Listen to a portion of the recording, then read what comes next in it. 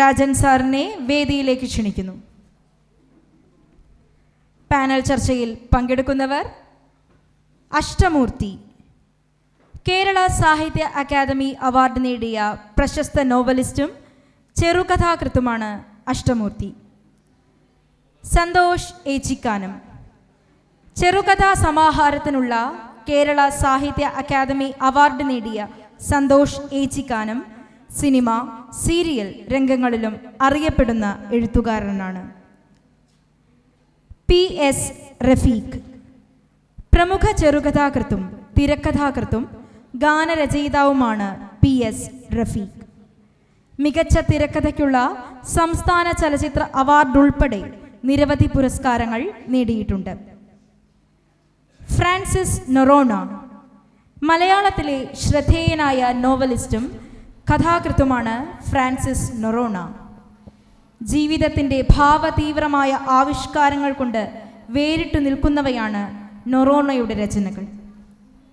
Sheeba EK, ചെറുകഥാകൃത്ത്, novelist എന്നീ നിലകളിൽ പ്രശസ്തയായ എഴുത്തുകാരിയാണ് Sheeba EK. Kerala പൊതുവിദ്യാഭ്യാസ വകുപ്പിൽ ജോലി ചെയ്യുന്ന ഈ സാഹിത്യകാരി കുട്ടികൾക്കായി ഹ്രസ്വചിത്രവും നിർമ്മിച്ചിട്ടുണ്ട്.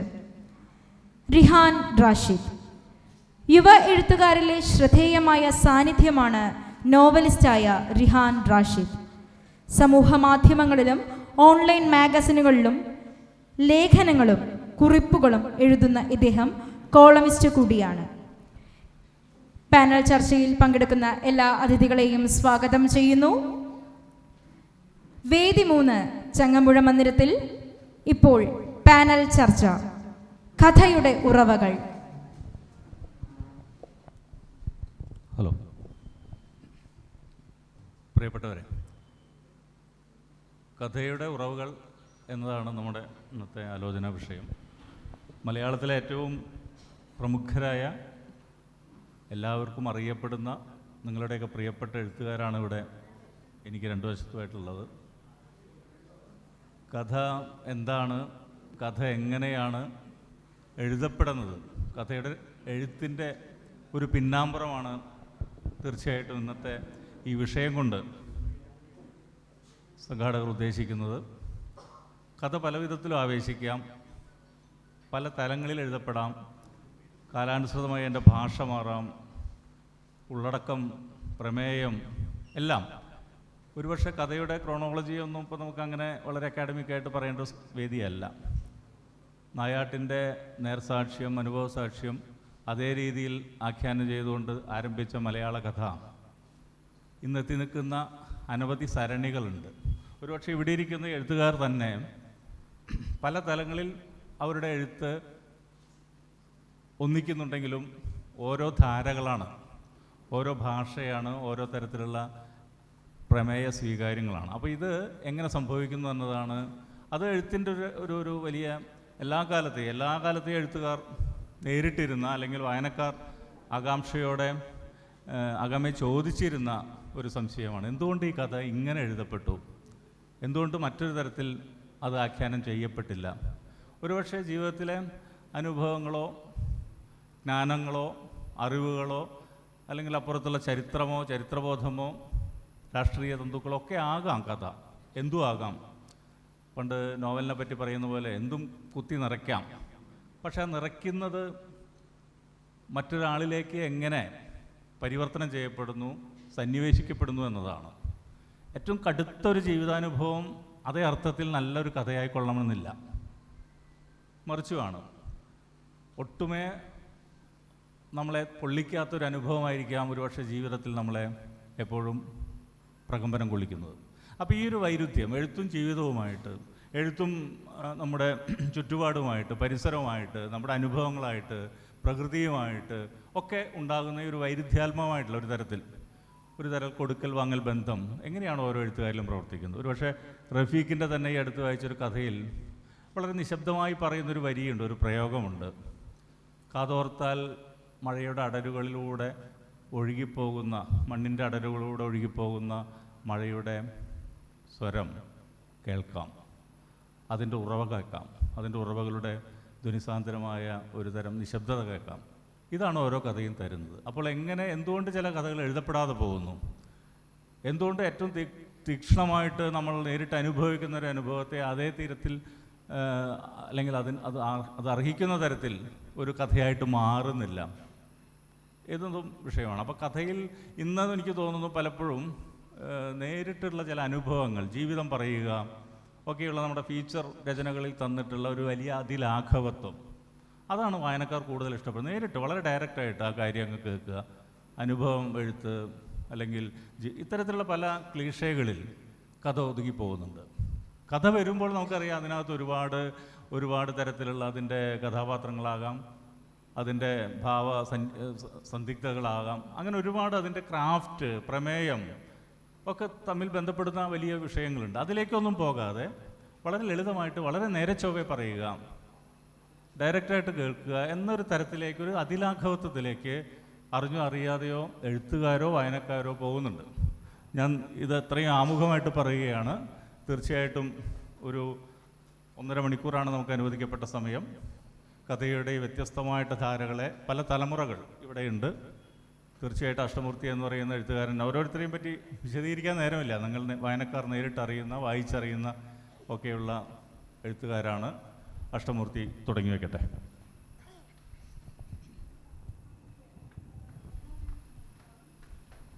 എല്ലാവർക്കും നമസ്കാരം. ഞാൻ ബോംബെയിൽ കുറച്ച് കാലം ജീവിച്ചിട്ടുള്ള ആളാണ്. അന്നൊക്കെ നമ്മുടെ ദുബായ് എന്ന് പറയുന്ന പോലെ ജോലി തേടി പോകുന്നൊരു സ്ഥലമായിരുന്നു ബോംബെ. ഇപ്പോൾ ബികോം കഴിഞ്ഞിട്ട് നേരെ ബോംബെക്ക് പോകേണ്ടത്. അത്ര വലിയ ഒരു സംഭവമൊന്നും ആയിരുന്നില്ല. എന്നെ സംബന്ധിച്ചുള്ള അത്ര വലിയൊരു സ്ഥാപനത്തിൽ കയറി പറ്റില്ലൊന്നും ഉണ്ടായില്ല. പക്ഷേ ഞാനൊരു സ്വയം പ്രഖ്യാപിത എഴുത്തുകാരനായിട്ട് അന്ന് തീരുമാനിച്ചിരുന്നു. എഴുതിയിട്ടൊന്നും ഇല്ലെങ്കിൽ ഞാൻ സ്വയം എഴുത്തുകാരനെന്ന് തീരുമാനിച്ചിരുന്നു. അങ്ങനെ കുറച്ച് കാലം ഒരു കമ്പനിയിലൊക്കെ ജോലിയെടുത്ത് ഇരിക്കുന്ന സമയത്തേക്ക് തോന്നി ജേർണലിസം പഠിച്ചാൽ നന്നാവുമെന്ന്. ഒന്ന് മാറ്റി പിടിക്കാം. ഞാൻ ബികോം പാസ്സായിട്ട് പോയത്, പക്ഷേ ഒന്ന് ഫീൽഡ് മാറാം എന്ന് വിചാരിച്ചിട്ട് ഞാൻ ജേർണലിസം പഠിക്കാൻ പോയി, ഭാരതീയ വിദ്യാഭവൻ്റെ ഡിപ്ലോമ കോഴ്സ്. അപ്പോൾ അവിടെ വെച്ചിട്ട് കുറച്ച് പേരേ ഉണ്ടായിരുന്നുള്ളൂ, 16 പേരൊക്കെയാണ് അന്നത്തെ ബാച്ചിലുണ്ടായിരുന്നത്. അതിൽ ഞാനൊരു ഭൂരിഭാഗവും പെൺകുട്ടികളായിരുന്നു. ഈ 16 പേരിൽ 14 പേരും പെൺകുട്ടികളായിരുന്നു. അപ്പോൾ അതിലൊരു പെൺകുട്ടിയെ ഞാൻ പരിചയപ്പെട്ടു. എല്ലാവരെയും പരിചയപ്പെട്ട കൂട്ടത്തിൽ ഒരു കുട്ടിയെ പരിചയപ്പെട്ടു. ആ കുട്ടിയുടെ പേര് രോഹിണി ഭട്ട് എന്നായിരുന്നു. ആ കുട്ടി പക്ഷേ പഠിപ്പ് കംപ്ലീറ്റ് ചെയ്തില്ല. കോഴ്സ് കംപ്ലീറ്റ് ചെയ്യുന്നതിന് മുമ്പ് അപ്രത്യക്ഷമായി. അപ്പം അതിനു മുമ്പ് ആ കുട്ടിയുടെ ഒരു പെരുമാറ്റം ഭയങ്കരമായിട്ട് നമുക്കൊരു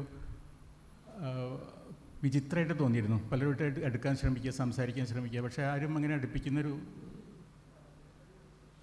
സംഭവം ഉണ്ടായില്ല. കുട്ടിയുടെ ലുക്കിൽ ഉണ്ടായിരുന്ന പ്രശ്നമായിരിക്കും ഒരു പക്ഷേ. അപ്പോൾ ഇതുപോലെ തന്നെ ഒരു ദിവസം എൻ്റെ അടുത്ത് വന്നിട്ട് പറഞ്ഞു, നമുക്കൊന്ന് ഒന്നിച്ച് മടങ്ങുമ്പോൾ ഒന്നിച്ച് പോകാമെന്ന് പറഞ്ഞു. ഞാൻ പോണ സമയത്ത് ആ കുട്ടി ആരോടോ വേറെ സംസാരിച്ചേക്ക് ഞാൻ വെയിറ്റ് ചെയ്യാണ്ട് പോന്നു. പിന്നെ പിറ്റേ ദിവസം വീണ്ടും എന്നോട് പിണക്കൊക്കെ നടിച്ച് വന്നിട്ട് ഇത്തവണ എന്തായാലും വരേണ്ടവൻ എൻ്റെ കൂടെ വന്നു. അങ്ങനെ കുറച്ച് കാര്യങ്ങൾ സംസാരിച്ചു. പിന്നീട് കുറേ ദിവസം കണ്ടില്ല. പിന്നെ ഒരു ദിവസം വന്നപ്പോൾ ചോദിച്ചു, ഡൗറി ഡെത്ത്സിനെ കുറിച്ച് എന്തെങ്കിലും ലേഖനങ്ങൾ വന്നിട്ടുണ്ടോ ചോദിച്ചു, കയ്യിലുണ്ടോ ചോദിച്ചു. അപ്പോൾ ഞാൻ എന്തിനാ ചോദിച്ചു. അപ്പോൾ ഞാൻ എൻ്റെ പേപ്പർ സബ്മിറ്റ് ചെയ്യണം, നമുക്കൊരു പേപ്പർ സബ്മിറ്റ് ചെയ്യണം കോഴ്സ് കഴിയുമ്പോൾ. അപ്പോൾ ഒരു വിഷയം ഞാൻ എടുത്തെങ്കിൽ ഡൗറി ഡെത്ത്സ് ആണെന്ന് പറഞ്ഞു. അപ്പോൾ ഞാൻ അതൊക്കെ ഒരുപാട് ആൾക്കാർ എഴുതിയിട്ടുള്ളതാണല്ലോ, അതൊരു വിഷയമല്ലല്ലോ എന്ന് പറഞ്ഞു. അത് ആ വിഷയം തീരില്ല എന്നൊക്കെ പറഞ്ഞു. പക്ഷേ ഞാൻ ഒരു മാസിക ഉണ്ടായിരുന്നു, അതിൽ ഞാൻ ആകെ കണ്ടൊരു മാസിക സൺഡേ എന്നിട്ട് അന്നൊരു മാസിക ഉണ്ടായിരുന്നു. അതെടുത്ത് കൊണ്ടുവന്നിട്ട് ആ കുട്ടി അന്ന് വന്നില്ല. പിന്നെ ഞാൻ അത് തിരിച്ചുകൊണ്ടേ. പിന്നെ ഒരു ദിവസം എൻ്റെ അടുത്തേക്ക് വന്ന സമയത്ത് അപ്പം ഞാൻ പറഞ്ഞു, ഞാൻ ഒരു ദിവസം കൊണ്ടുവന്നല്ലോ, എനിക്ക് അതിൻ്റെ ഒന്നും ആവശ്യമില്ല എന്ന് പറഞ്ഞു. അങ്ങനെയോട് പിരിഞ്ഞു പോയി. പിന്നെ ആ കുട്ടി പരീക്ഷ എഴുതാനൊന്നും വന്നില്ല. പരീക്ഷയ്ക്ക് എഴുതി എല്ലാം കഴിഞ്ഞ് കോഴ്സൊക്കെ കഴിഞ്ഞ് ഞാനൊരു സിനിമ കാണാൻ വേണ്ടി നിൽക്കുമ്പോൾ ഒരു ഹോട്ടലിൽ വെച്ചിട്ട് ആ കുട്ടിയെ റെസ്റ്റോറൻറ്റിൽ വെച്ചിട്ട് കുട്ടിയെ കണ്ടുപിട്ടി.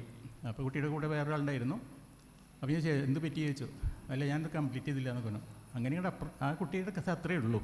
പക്ഷേ ആ കുട്ടിയുടെ പേരിൽ ഞാൻ ഒരു കഥ എഴുതി, രോഹിണി ഭട്ട് എന്നുള്ള പേരിൽ തന്നെ ഒരു കഥ എഴുതി.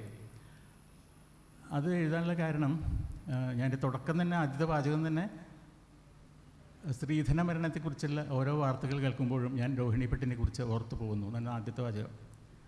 അപ്പോൾ ഈ രോഹിണി ഭട്ട് ഒരു കഥാപാത്രമായിട്ട് വന്നു. ഇതുപോലെ തന്നെ ഈ സംഭവങ്ങളൊക്കെ ഉണ്ടായിരുന്നു.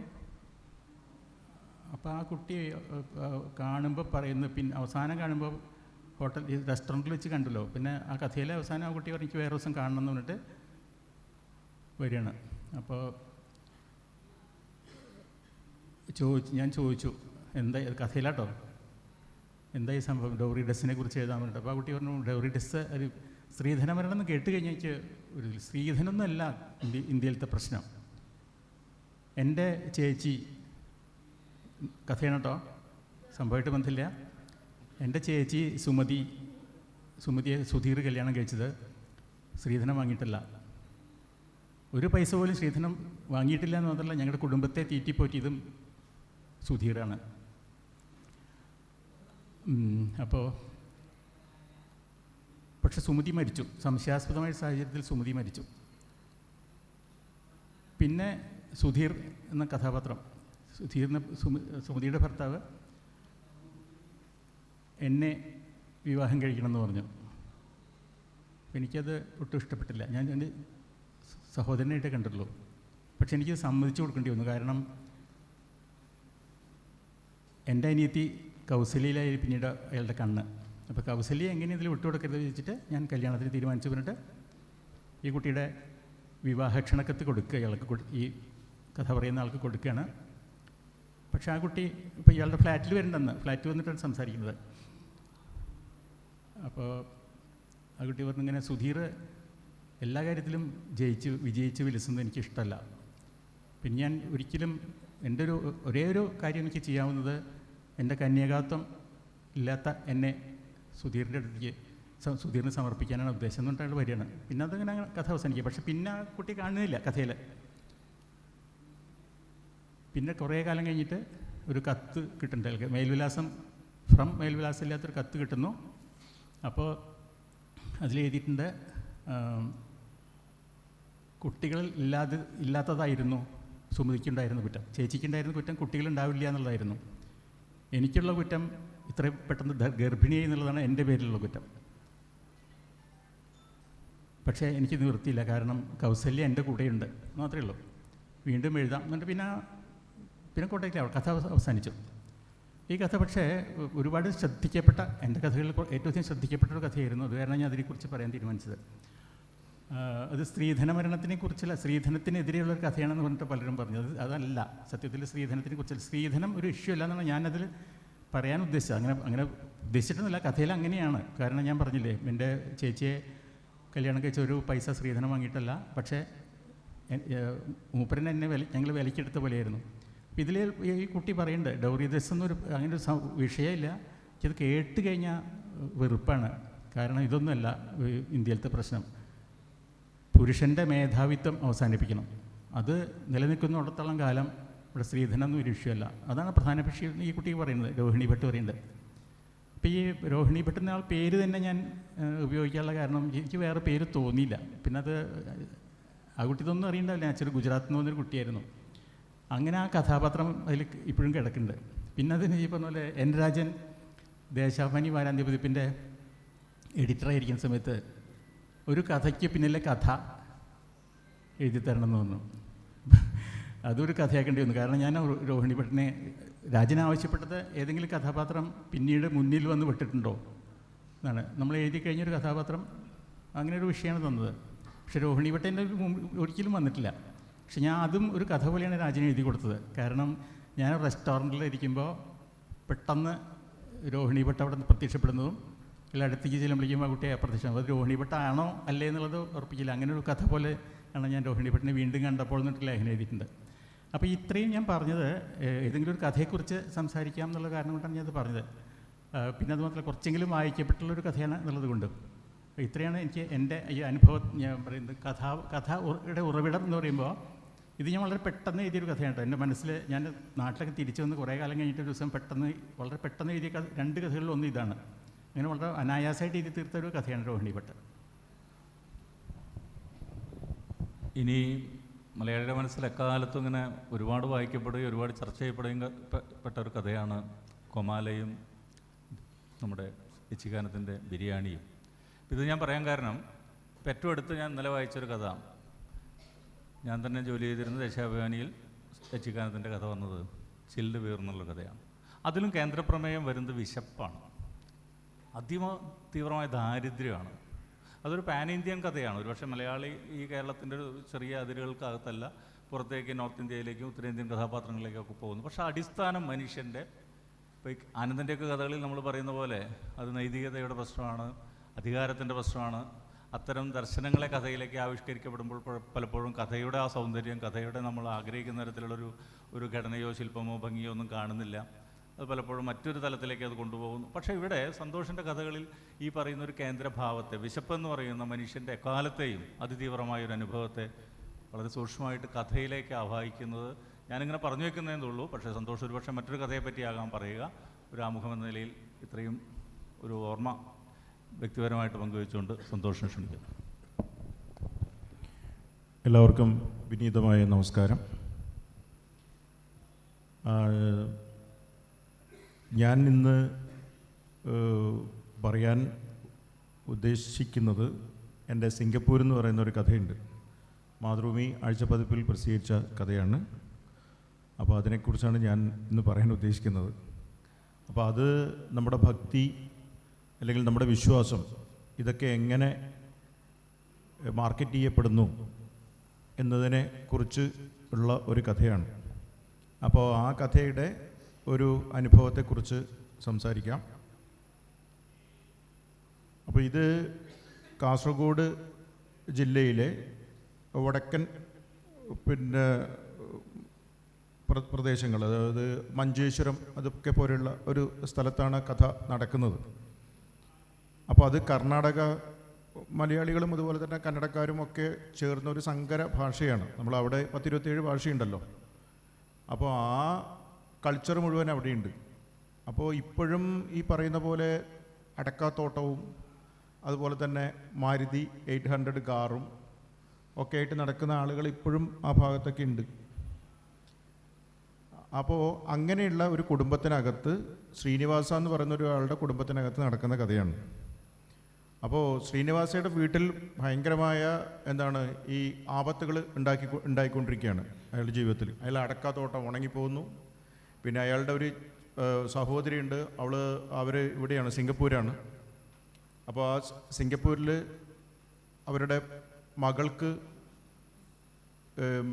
മെഡിസിന് 1 മാർക്കിന് സീറ്റ് കുറവാണ്. അവിടെ എൻട്രൻസ് ഇല്ല, അതുകൊണ്ട് 1 മാർക്കിന് സീറ്റ് കുറഞ്ഞ് അവർക്ക് ഇത് കിട്ടുന്നില്ല.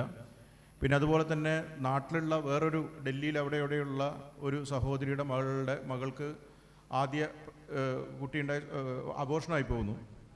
പിന്നെ അങ്ങനെ ഒരുപാട് പ്രശ്നങ്ങളാണ് വീട്ടിൽ. അങ്ങനെ പ്രശ്നങ്ങൾ വെക്കുന്ന സമയത്ത് ഇയാൾ അവിടെയുള്ള ഒരാളുടെ അടുത്ത് പോയിട്ട്, അവിടെ വലിയ ജ്യോതിഷൻ്റെ അടുത്ത് പോയിട്ട് സ്വർണ്ണ പ്രശ്നം വെച്ച് നോക്കുമ്പോഴാണ് പറയുന്നത്, നിങ്ങളുടെ അച്ഛനും അമ്മയും എന്തായിട്ടില്ല, മോക്ഷത്തിനായിട്ടില്ല.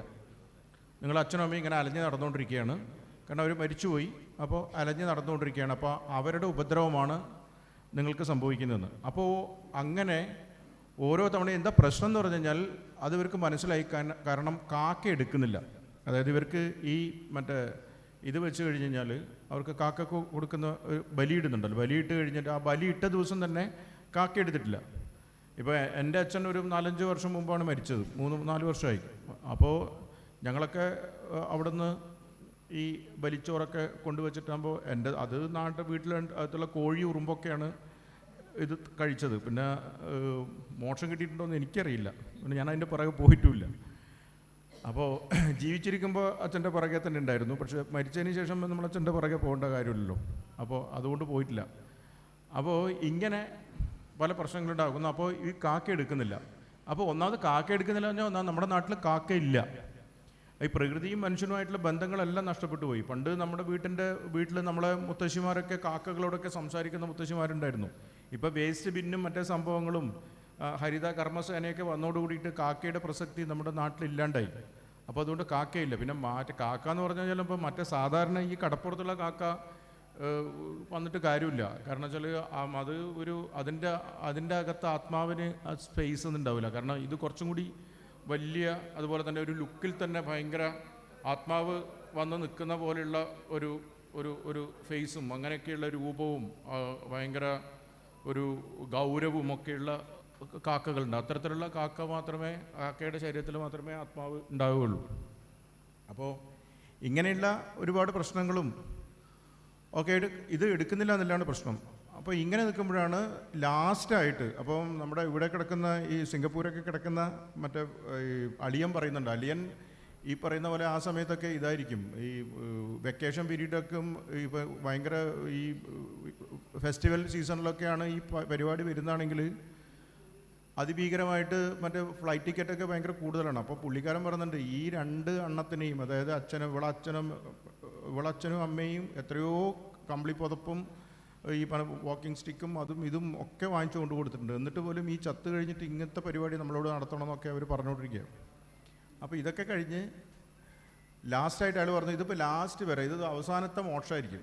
ഇനിയിപ്പോൾ ഇനി ഈ പരിപാടിക്ക് നമ്മളില്ല, കാരണം വെച്ചാൽ ഇങ്ങനെ പോയി കഴിഞ്ഞാൽ ബഡ്ജറ്റ് മൊത്തം തകരും, അതുകൊണ്ട് നമുക്ക് വരാൻ വേണ്ടി പറ്റില്ല എന്ന് പറഞ്ഞിട്ട് അവർ ലാസ്റ്റായിട്ട് വരുന്നു. അപ്പോൾ ഇയാൾക്കാകെ ടെൻഷനാണ്, ഇത് അവസാനമാണ്, ഇത് ഈ നമ്മൾ മോക്ഷത്തിന് കൊടുക്കേണ്ടത്, ലാസ്റ്റ് ചാൻസാണ്. അപ്പോൾ അങ്ങനെ നിൽക്കുന്ന സമയത്താണ് ഇയാളിങ്ങനെ തല ആകെ ഭയങ്കര വേവലാതിയോട് കൂടിയിട്ട് ഇയാൾ ദിവസങ്ങൾ പോയിക്കൊണ്ടിരിക്കുകയാണ്. അപ്പോൾ അവർ വരാറായി. അപ്പോൾ അങ്ങനെ ഫ്ലൈറ്റ് ബുക്ക് ചെയ്തു. അപ്പോൾ ഇങ്ങനെയുള്ള എല്ലാ പ്രശ്നങ്ങളും ഇങ്ങനെ വന്നുകൊണ്ടിരിക്കുന്ന സമയത്താണ് പെട്ടെന്ന് ഈ സിംഗപ്പൂരിലുള്ള ഈ ചേച്ചിയുടെ മകള്, ഈ MBBSന് കിട്ടാത്ത മകള് പറയുന്നത് ഒരാളുണ്ട്, അയാളുടെ പേര് രാജേന്ദ്ര പൂജാരി കാപ്പു എന്നാണ്, അയാൾ ഇവിടെയുള്ളതാണ്, പിന്നെ പുത്തൂരുള്ളതാണ്. അപ്പോൾ അയാൾ ഇതേപോലെ തന്നെ അയാൾ ഗളേര ബഹളു എന്ന് പറയുന്ന ഞങ്ങളുടെ വാട്സപ്പ് ഗ്രൂപ്പിൽ ഇങ്ങനെ ഒരു വ്യക്തി ഉണ്ട്. അപ്പോൾ അയാൾ കാക്കകളെ എന്താ കൊടുക്കുന്നുണ്ട്, വാടക കൊടുക്കുന്നുണ്ട് എന്ന് പറയുന്നു. അപ്പോൾ ഇയാളാകെ ഞെട്ടുമേ, കാക്കേനെ വാടക കൊടുക്കുന്നത്. അപ്പോൾ ആ കാക്കേനെ വാടക കൊടുക്കുകയാണ്. അപ്പോൾ അയാളുടെ ഫോട്ടോസും സാധനങ്ങളൊക്കെ ഉണ്ട്. അപ്പോൾ അദ്ദേഹത്തെ വിളിച്ചു കഴിഞ്ഞാൽ അയാൾ വന്നിട്ട് കറക്റ്റായിട്ട് നമ്മൾ ബലിയിടുന്ന സമയത്ത് കാക്കേനെ കൊണ്ടുവന്നോളും. കാക്കേനെ വിട്ട് കഴിഞ്ഞാൽ കാക്ക കുത്തി തിന്നു കഴിഞ്ഞാൽ പിന്നെ പ്രശ്നമില്ല, കാരണം വെച്ചാൽ മോക്ഷത്തിനായി. അപ്പോൾ ഇയാൾ പറഞ്ഞു എന്നാൽ പിന്നെ പെട്ടെന്ന് വിളിക്കുക, പിന്നെ വെറുതെ സമയം കളയണ്ട, പെട്ടെന്ന് അയാൾ വിളിക്കുന്നുണ്ട്. അയാളെ നമ്പർ എടുത്ത് നേരെ അയാൾ വിളിക്കുമ്പോൾ അയാൾ പറഞ്ഞു ഹലോ സംസാരിക്കും, പറയാം എന്നിട്ട് ഭയങ്കര ഗൗരവം. അപ്പോൾ അയാളെ മറ്റേ വാട്സപ്പിൻ്റെ മറ്റേ പേജിൽ FBയിലൊക്കെ ഇയാൾ നോക്കുന്ന സമയത്ത് ഇയാൾ മറ്റേ കൂളിംഗ് ഗ്ലാസ്സൊക്കെ വെച്ച് ഭയങ്കര ടീഷർട്ടൊക്കെ ഇട്ട് ബെൽ ബോട്ടം പാൻറ്റും വലിയ പാൻറ്റും മറ്റേ സാധനമൊക്കെ ഇട്ട് ഭയങ്കര ജഗപുക ഒരു ടീമാണ്. അപ്പോൾ ഇയാൾ വിളിച്ചു, അവൾ പറഞ്ഞു വരാം, അതെന്താ പ്രശ്നം, ഒരു പ്രശ്നമില്ല, എപ്പോഴാണ് നിങ്ങളുടെ പരിപാടി നോക്കുക. അപ്പോൾ അയാൾ മറ്റേ ഇതൊക്കെ ചെക്ക് ചെയ്തു. അയാൾ സമയം അപ്പോൾ എന്ന് പറഞ്ഞാൽ ഇന്ന ദിവസം സമയമുണ്ട്, ഒക്കെയാണ്, നിങ്ങൾ ഭാഗ്യമുള്ളവരാണ് എന്നൊക്കെ പറഞ്ഞ് ഇയാൾ വരാൻ നേറ്റു. അപ്പോൾ അയാൾ പറഞ്ഞു 2500 രൂപയാണ് ഒരു ബലിക്ക്. പിന്നെ അവൻ്റെ അടുത്ത ആൾ ഏതെങ്കിലും 2-3 ബലി ഇതേപോലെ മോശം കിട്ടാതെ കുറേ ആൾക്കാർ നടക്കുന്നുണ്ടെങ്കിൽ അങ്ങനെ വന്നു കഴിഞ്ഞാൽ ഒരു 500 രൂപ ഇതിന് റിഡക്ഷൻ ഉണ്ട്.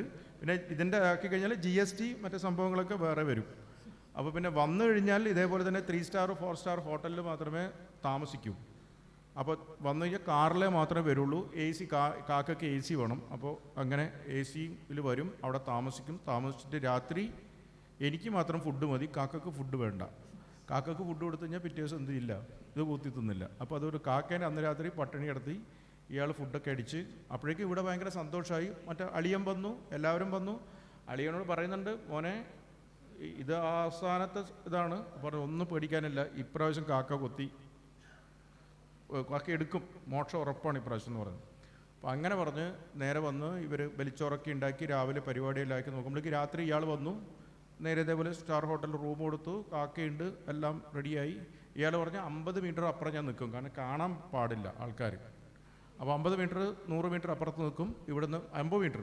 അപ്പോൾ ഇവിടുന്ന് കൈ അടിക്കുമ്പോഴേക്ക് നിങ്ങൾ ബലി ഇത് വെച്ച് ഇലയിൽ വെച്ച് കൈ അടിക്കുമ്പോഴേക്ക് വെള്ളം ഇതാക്കി തെളിച്ച് കൈ അടിക്കുമ്പോഴേക്ക് ഞാൻ സാധനത്തിനെ വിടും എന്ന് പറഞ്ഞു.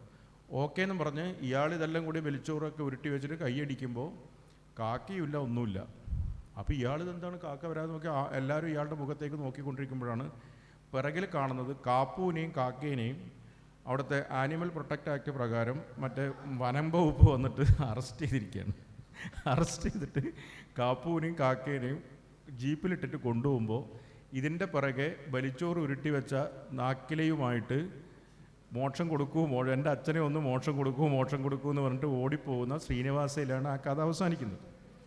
അപ്പോൾ അത് ഈ പറയുന്ന പോലെ തമാശയാണെങ്കിലും, പക്ഷേ ഈ കഥയുടെ പിന്നിലെ കഥ എന്താണെന്ന് വെച്ച് പറഞ്ഞാൽ എൻ്റെ ഒരു സുഹൃത്ത് ഇവിടെ ഉണ്ട്, കാസർഗോഡുള്ള എൻ്റെ ഒരു സുഹൃത്ത് ഒരു ദിവസം എനിക്ക് എൻ്റെ വാട്സപ്പിൽ ഒരു പേപ്പർ കട്ടിങ്സ്, കന്നഡ പേപ്പറിൻ്റെ ഒരു കട്ടിങ്സ് അയച്ചു തരികയാണ്. അതിൽ ഇതേപോലെ തന്നെ രാജേന്ദ്ര പൂജാരി കാപ്പു എന്ന് പറയുന്ന ഒരാൾ അവിടെ പുത്തൂർ എന്ന് പറയുന്ന സ്ഥലത്ത് ഇതേപോലെ തന്നെ 2 കാക്കകളെ, അയാൾ കുറേ ബിസിനസ്സൊക്കെ ചെയ്ത് എല്ലാം പൊട്ടിപ്പോയി, പിന്നെ ഒരു രക്ഷയില്ല. ഇങ്ങനെ ആകെ വട്ടുപിടിച്ച് നടക്കുമ്പോഴാണ് തെങ്ങിൻ്റെ മുകളിൽ നിന്ന് 2 കാക്കകൾ ഭാഗ്യം പോലെ, അയാളെ ലോട്ടറി അടിച്ച പോലെ 2 കാക്കകൾ അയാളുടെ മുമ്പിലേക്ക് വന്ന് വീഴുന്നത്.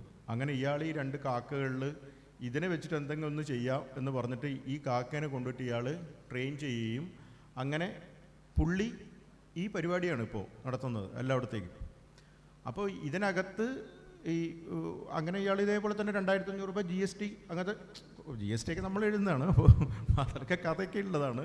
പിന്നെ ബാക്കി പിന്നെ കഥാപാത്രങ്ങളെയൊക്കെ നമ്മൾ ഉണ്ടാക്കുന്നതാണ്. പക്ഷേ ഇതാണ്. അപ്പോൾ ഇതിൽ ഞാൻ ചോദിച്ചു, ഇതിൽ ഭയങ്കര ഒരു ഇൻട്രസ്റ്റിംഗ് ആയിട്ടുള്ള ഒരു കഥയുണ്ടല്ലോ അതിനകത്ത്. പിന്നെ അത് മാത്രമല്ല, അത് ഭയങ്കര രസകരമായിട്ട് പറയാൻ വേണ്ടി പറ്റുന്ന സംഭവമാണ്. അപ്പോൾ ഇത് സീരിയസ് ആയിട്ടും പറയാം, അതേസമയം സീരിയസ് ആയിട്ട് പറഞ്ഞ് ഇത് അത്രയും ആൾക്കാർ വായിക്കണമെന്നില്ല. പക്ഷേ ഇത് രസകരമായിട്ട് അങ്ങനത്തെ ഒരു വിചിത്ര കഥാപാത്രത്തെ കിട്ടിയപ്പോഴാണ് ഞാനിപ്പോൾ അതിലൂടെ ഈ വിശ്വാസം എങ്ങനെ മാർക്കറ്റ് ചെയ്യപ്പെടുന്നു എന്നുള്ളതിനെ കുറിച്ചിട്ട് പറയുന്നത്.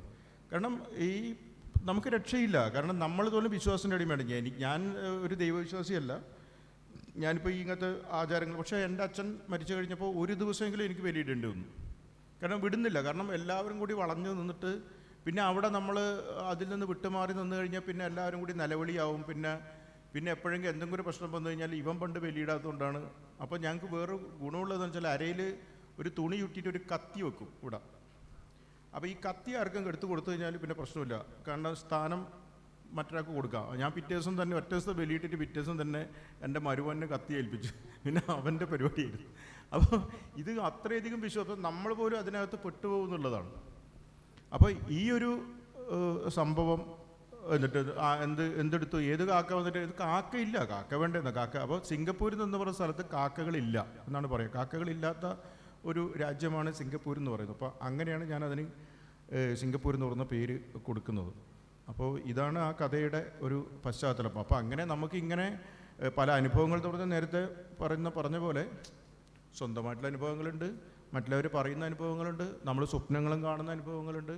അപ്പോൾ ഇങ്ങനെ ഒരാളുടെ അനുഭവം വളരെ തീവ്രമായിട്ടൊരു അനുഭവം അയാൾക്ക് അനുഭവമായിട്ട് മാറില്ല, പക്ഷെ നമുക്കത് കേൾക്കുമ്പോൾ ഭയങ്കരമായിട്ട് നമ്മുടെ ഹൃദയം തകർക്കുന്ന രീതിയിൽ നമ്മൾ ചില കാര്യങ്ങൾ നമുക്ക് ഫീൽ ചെയ്യും. അപ്പോൾ അത്തരത്തിലുള്ള അനുഭവങ്ങളിൽ നിന്നാണ് നമ്മൾ യഥാർത്ഥത്തിൽ എഴുതുന്നത്. പിന്നെ ഒരു വലിയ പ്രശ്നം ഏറ്റവും ലൈറ്റായിട്ട് എങ്ങനെ പറഞ്ഞു കൊടുക്കുക എന്നുള്ളതാണ് നമ്മൾ ആലോചിച്ച് നോക്കേണ്ടത്. അപ്പോൾ അത് ഏറ്റവും ലൈറ്റായിട്ട് പറയുക എന്നുള്ളത് അത് വലിയ ചെറിയ പരിപാടിയല്ല. അത് എഴുതി തെളിയുമ്പോൾ മാത്രമേ നമുക്ക് ആ ഒരു ലാംഗ്വേജിലേക്ക് നമുക്ക് എത്താൻ വേണ്ടി പറ്റുന്നുള്ളൂ. അപ്പോൾ അതാണ് ഇപ്പോഴത്തെ ഏറ്റവും വലിയ പ്രശ്നം. കാരണം എങ്ങനെ വലിയ പ്രശ്നങ്ങൾ എങ്ങനെ ഏറ്റവും ലളിതമായിട്ട് ഈ വായനക്കാരനിലേക്ക് എത്തിക്കുക എന്നുള്ളതാണ് നമ്മളൊരു എഴുത്തുകാരനിപ്പോൾ നേരിട്ടുകൊണ്ടിരിക്കുന്ന പ്രശ്നം. സന്തോഷ് പറഞ്ഞതിൻ്റെ ചുരുക്കം, പല കാലങ്ങളിൽ പല പ്രസ്ഥാനങ്ങളായിട്ടൊക്കെ നമ്മൾ കഥയെപ്പറ്റി ക്രോഡീകരിക്കാറുണ്ട് പല പേരുകളിൽ. ഞാൻ അതിൻ്റെ സാങ്കേതികത്തിൽ, പക്ഷേ അത് ഏറ്റവും ക്ലിഷ്ടതയോടുകൂടി വായിച്ചിരുന്നൊരു കാലമുണ്ട്. ചില പേരുകൾ പറയുന്നത് ക്ഷമിക്കണം, വായനയുടെ അഭിരുചികൾ വ്യത്യാസമായിരിക്കും. ഇപ്പോൾ മേതിലിൻ്റെ കഥയാവട്ടെ, KP നിർമ്മൽകുമാറിൻ്റെ കഥയാവട്ടെ, TR-ൻ്റെ കഥയാകട്ടെ, ഇപ്പോഴും എത്ര പേർ അത് മനസ്സിൽ അല്ലെങ്കിൽ അവരുടെ മറ്റു ജീവിതാനുഭവ ഘട്ടത്തിൽ അത് വന്ന് തൊടുന്നു എന്ന് എന്നെ സംബന്ധിച്ച് സംശയമുണ്ട്. അപ്പോൾ അതല്ല, ഏറ്റവും ക്ലാരിറ്റിയോടുകൂടി ഏറ്റവും ലളിതമായി ഇതിൽ കൂടുതൽ ലളിതമാക്കാൻ കഴിയില്ല എന്നിടത്താണ് ഏതൊരു എഴുത്തിൻ്റെയും ശ്രേഷ്ഠത അല്ലെങ്കിൽ അതിൻ്റെ ഒരു കരുത്ത് എന്ന് വിശ്വസിക്കുന്ന ഒരു പക്ഷേ വേണമെങ്കിൽ ഒരു പഴയ തലമുറയുടെ ഭാഗമാകാൻ എനിക്ക് യോജിപ്പില്ല. ഈ കൂട്ടത്തിൽ ഇനി ഷീബയാണ് സംസാരിക്കുന്നത്.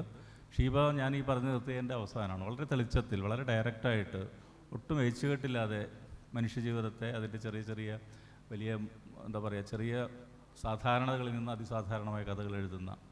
ഇപ്പോൾ ഈ അടുത്ത് തന്നെ ഭാഷാഭൂഷണിയിലൊരു കഥ, ഞാൻ കഥയുടെ ചുരുക്കത്തിലേക്ക് ഞാൻ പോവുകയല്ല. മരിച്ചുപോയ അച്ഛനെ മരിച്ചുവെന്ന് വിശ്വസിക്കാൻ കൂട്ടാക്കാത്തൊരു മകൾ മെഡിക്കൽ കോളേജിൽ പഠിക്കുന്നു. മെഡിക്കൽ കോളേജിൽ ആ ജഡം നോക്കി പഠിക്കുന്നു, അതിൻ്റെ അനാട്ടമി പഠിക്കുന്നു. പക്ഷേ അത് ഒരു ജീവനുള്ള അച്ഛനായിട്ട്, ശരീരമായിട്ട് ഈ കുട്ടിയോട് എന്നും സംസാരിക്കുന്നു, കാണുന്നു. തിരിച്ചു പോകുമ്പോൾ ഈ പെൺകുട്ടി പറയുന്നൊരു ഡയലോഗുണ്ട് അവിടുത്തെ ആ സെക്യൂരിറ്റിക്കാരനോട്. ഞാൻ പോകുമ്പോൾ ഒരു സംഭവം ഇവിടുന്ന് അടിച്ചു കൊണ്ടുപോകും. എന്താ അത്? ഈ കിടക്കുന്ന ജഡമായി കിടക്കുന്ന തൻ്റെ മുമ്പിൽ പഠിക്കാൻ കിടന്നു തന്ന. അത് അച്ഛൻ്റെ ഒരു ആവേശമായിരുന്നു. അച്ഛനൊരു പഴയ കമ്മ്യൂണിസ്റ്റുകാരനും വിപ്ലവകാരിയൊക്കെയായിട്ട് സ്വമേധയാ അച്ഛൻ്റെ ആവശ്യാർത്ഥം മെഡിക്കൽ കോളേജിലേക്ക് എഴുതി കൊടുത്താണ് അച്ഛൻ. അങ്ങനെ പറയുന്ന വളരെ അതിസങ്കീർണമായൊരു വിഷയത്തെ ഏറ്റവും ലളിതമായിട്ട് ആഖ്യാനം ചെയ്തൊരു എഴുത്തുകാരിയാണ് ഷീബ. ഷീബയും ഞാനുമായിട്ട് പേഴ്സണലായിട്ടുള്ളൊരു ഓർമ്മ എന്താ വെച്ചാൽ, ഞങ്ങൾ ഒരു പുരസ്കാരം ഷെയർ ചെയ്തവരാണ്. ഇടശ്ശേരി പുരസ്കാരം എന്ന് തോന്നുന്നു, അനിയത്തിയാണ് ഷാഹിനയും എഴുത്തുകാരിയാണ്, EK ഷാഹിന. എന്തായാലും ഷീബയെ ക്ഷണിക്കുന്നു.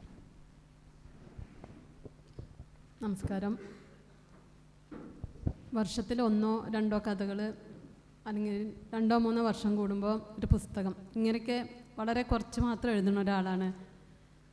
പക്ഷേ എന്നെ തീവ്രമായിട്ട് എന്നെ തൊടുന്ന, ഇപ്പം നേരത്തെ രാജേട്ടൻ പറഞ്ഞ പോലെ അതിതീവ്രമായിട്ട് നമ്മളെ തൊടുന്ന ഒരു സംഗതി ഒരു പക്ഷേ നമുക്ക് എഴുതി ഫലിപ്പിക്കാൻ കഴിഞ്ഞോളണം എന്നില്ല. എന്നെ സംബന്ധിച്ചും അങ്ങനെ തന്നെയാണ്.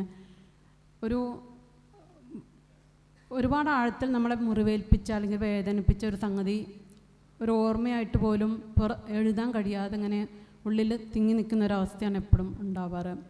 പക്ഷേ ഇതിന് രണ്ടിനും ഇടയിൽ ഒരു മീഡിയം ആയിട്ടുള്ളൊരു അവസ്ഥയിൽ നമ്മളെ തൊടുന്ന ചില സംഗതികൾ ഒരുപക്ഷെ നമ്മളെ നേരിട്ട് അനുഭവം ആയിരിക്കണം എന്നില്ല, നമുക്ക് അടുപ്പമുള്ള ആൾക്കാർക്ക് സംഭവിച്ചതോ അല്ലെങ്കിൽ അവരിൽ നിന്ന് അറിഞ്ഞതായ സംഭവങ്ങളും പലപ്പോഴും കഥയായിട്ട് മാറിയിട്ടുണ്ട്.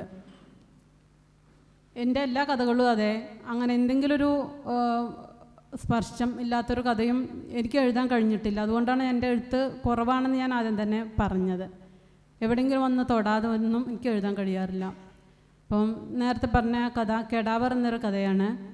കെടാവർ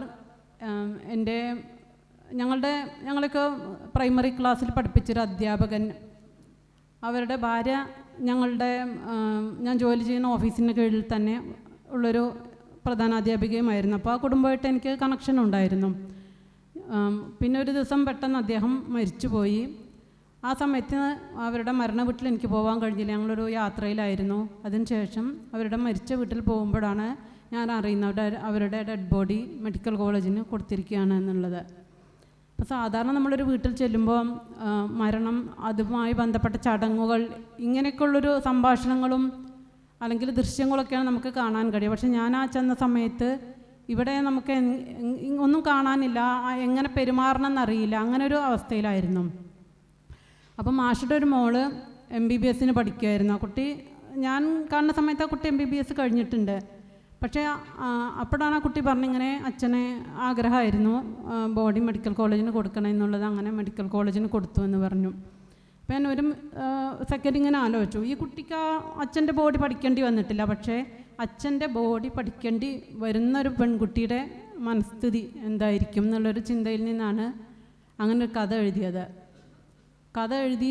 കഥയുടെ ഒരു ഘട്ടത്തിൽ എനിക്കെപ്പോഴും അനുഭവപ്പെട്ടിട്ടുള്ളത്, കഥ തുടങ്ങി വെക്കുന്നത് കഥാകൃത്താണെങ്കിലും ഒരു ഘട്ടം കഴിഞ്ഞാൽ കഥ നമ്മളെ എഴുത്തുകാരനെ വലിച്ചെങ്ങോട്ടോ കൊണ്ടുപോകുന്നുണ്ടെന്ന് എനിക്ക് തോന്നുന്നത്. കാരണം പല കഥകളുടെയും എൻഡും അതല്ലെങ്കിൽ അതിൻ്റെ പോക്ക് കണ്ടാൽ ചിലപ്പോൾ ഞാനാണോ ഇങ്ങനെ ചിന്തിച്ചത് അല്ലെങ്കിൽ എനിക്കെങ്ങനെ ഇങ്ങനെ തോന്നിയെന്ന് എനിക്ക് തന്നെ ചിലപ്പോൾ തോന്നാറുണ്ട്. കാരണം സാധാരണ ജീവിതത്തിലുള്ള ഞാൻ ചിന്തിക്കുന്ന പോലെ അല്ല കഥകളിലുള്ള എൻ്റെ അനുഭവങ്ങളോ അല്ലെങ്കിൽ വാക്കുകളോ വാചകങ്ങളോ ചിന്തകളോ എന്ന് എനിക്ക് തന്നെ ഒരു അത്ഭുതം തോന്നാറുണ്ട്. ഞാനൊരു വേറെ വ്യക്തിയായിട്ട് എഴുതുന്ന പോലെ എനിക്ക് തോന്നാറുള്ളത്. ഈ കഥയിലും അങ്ങനെ തന്നെയാണ്.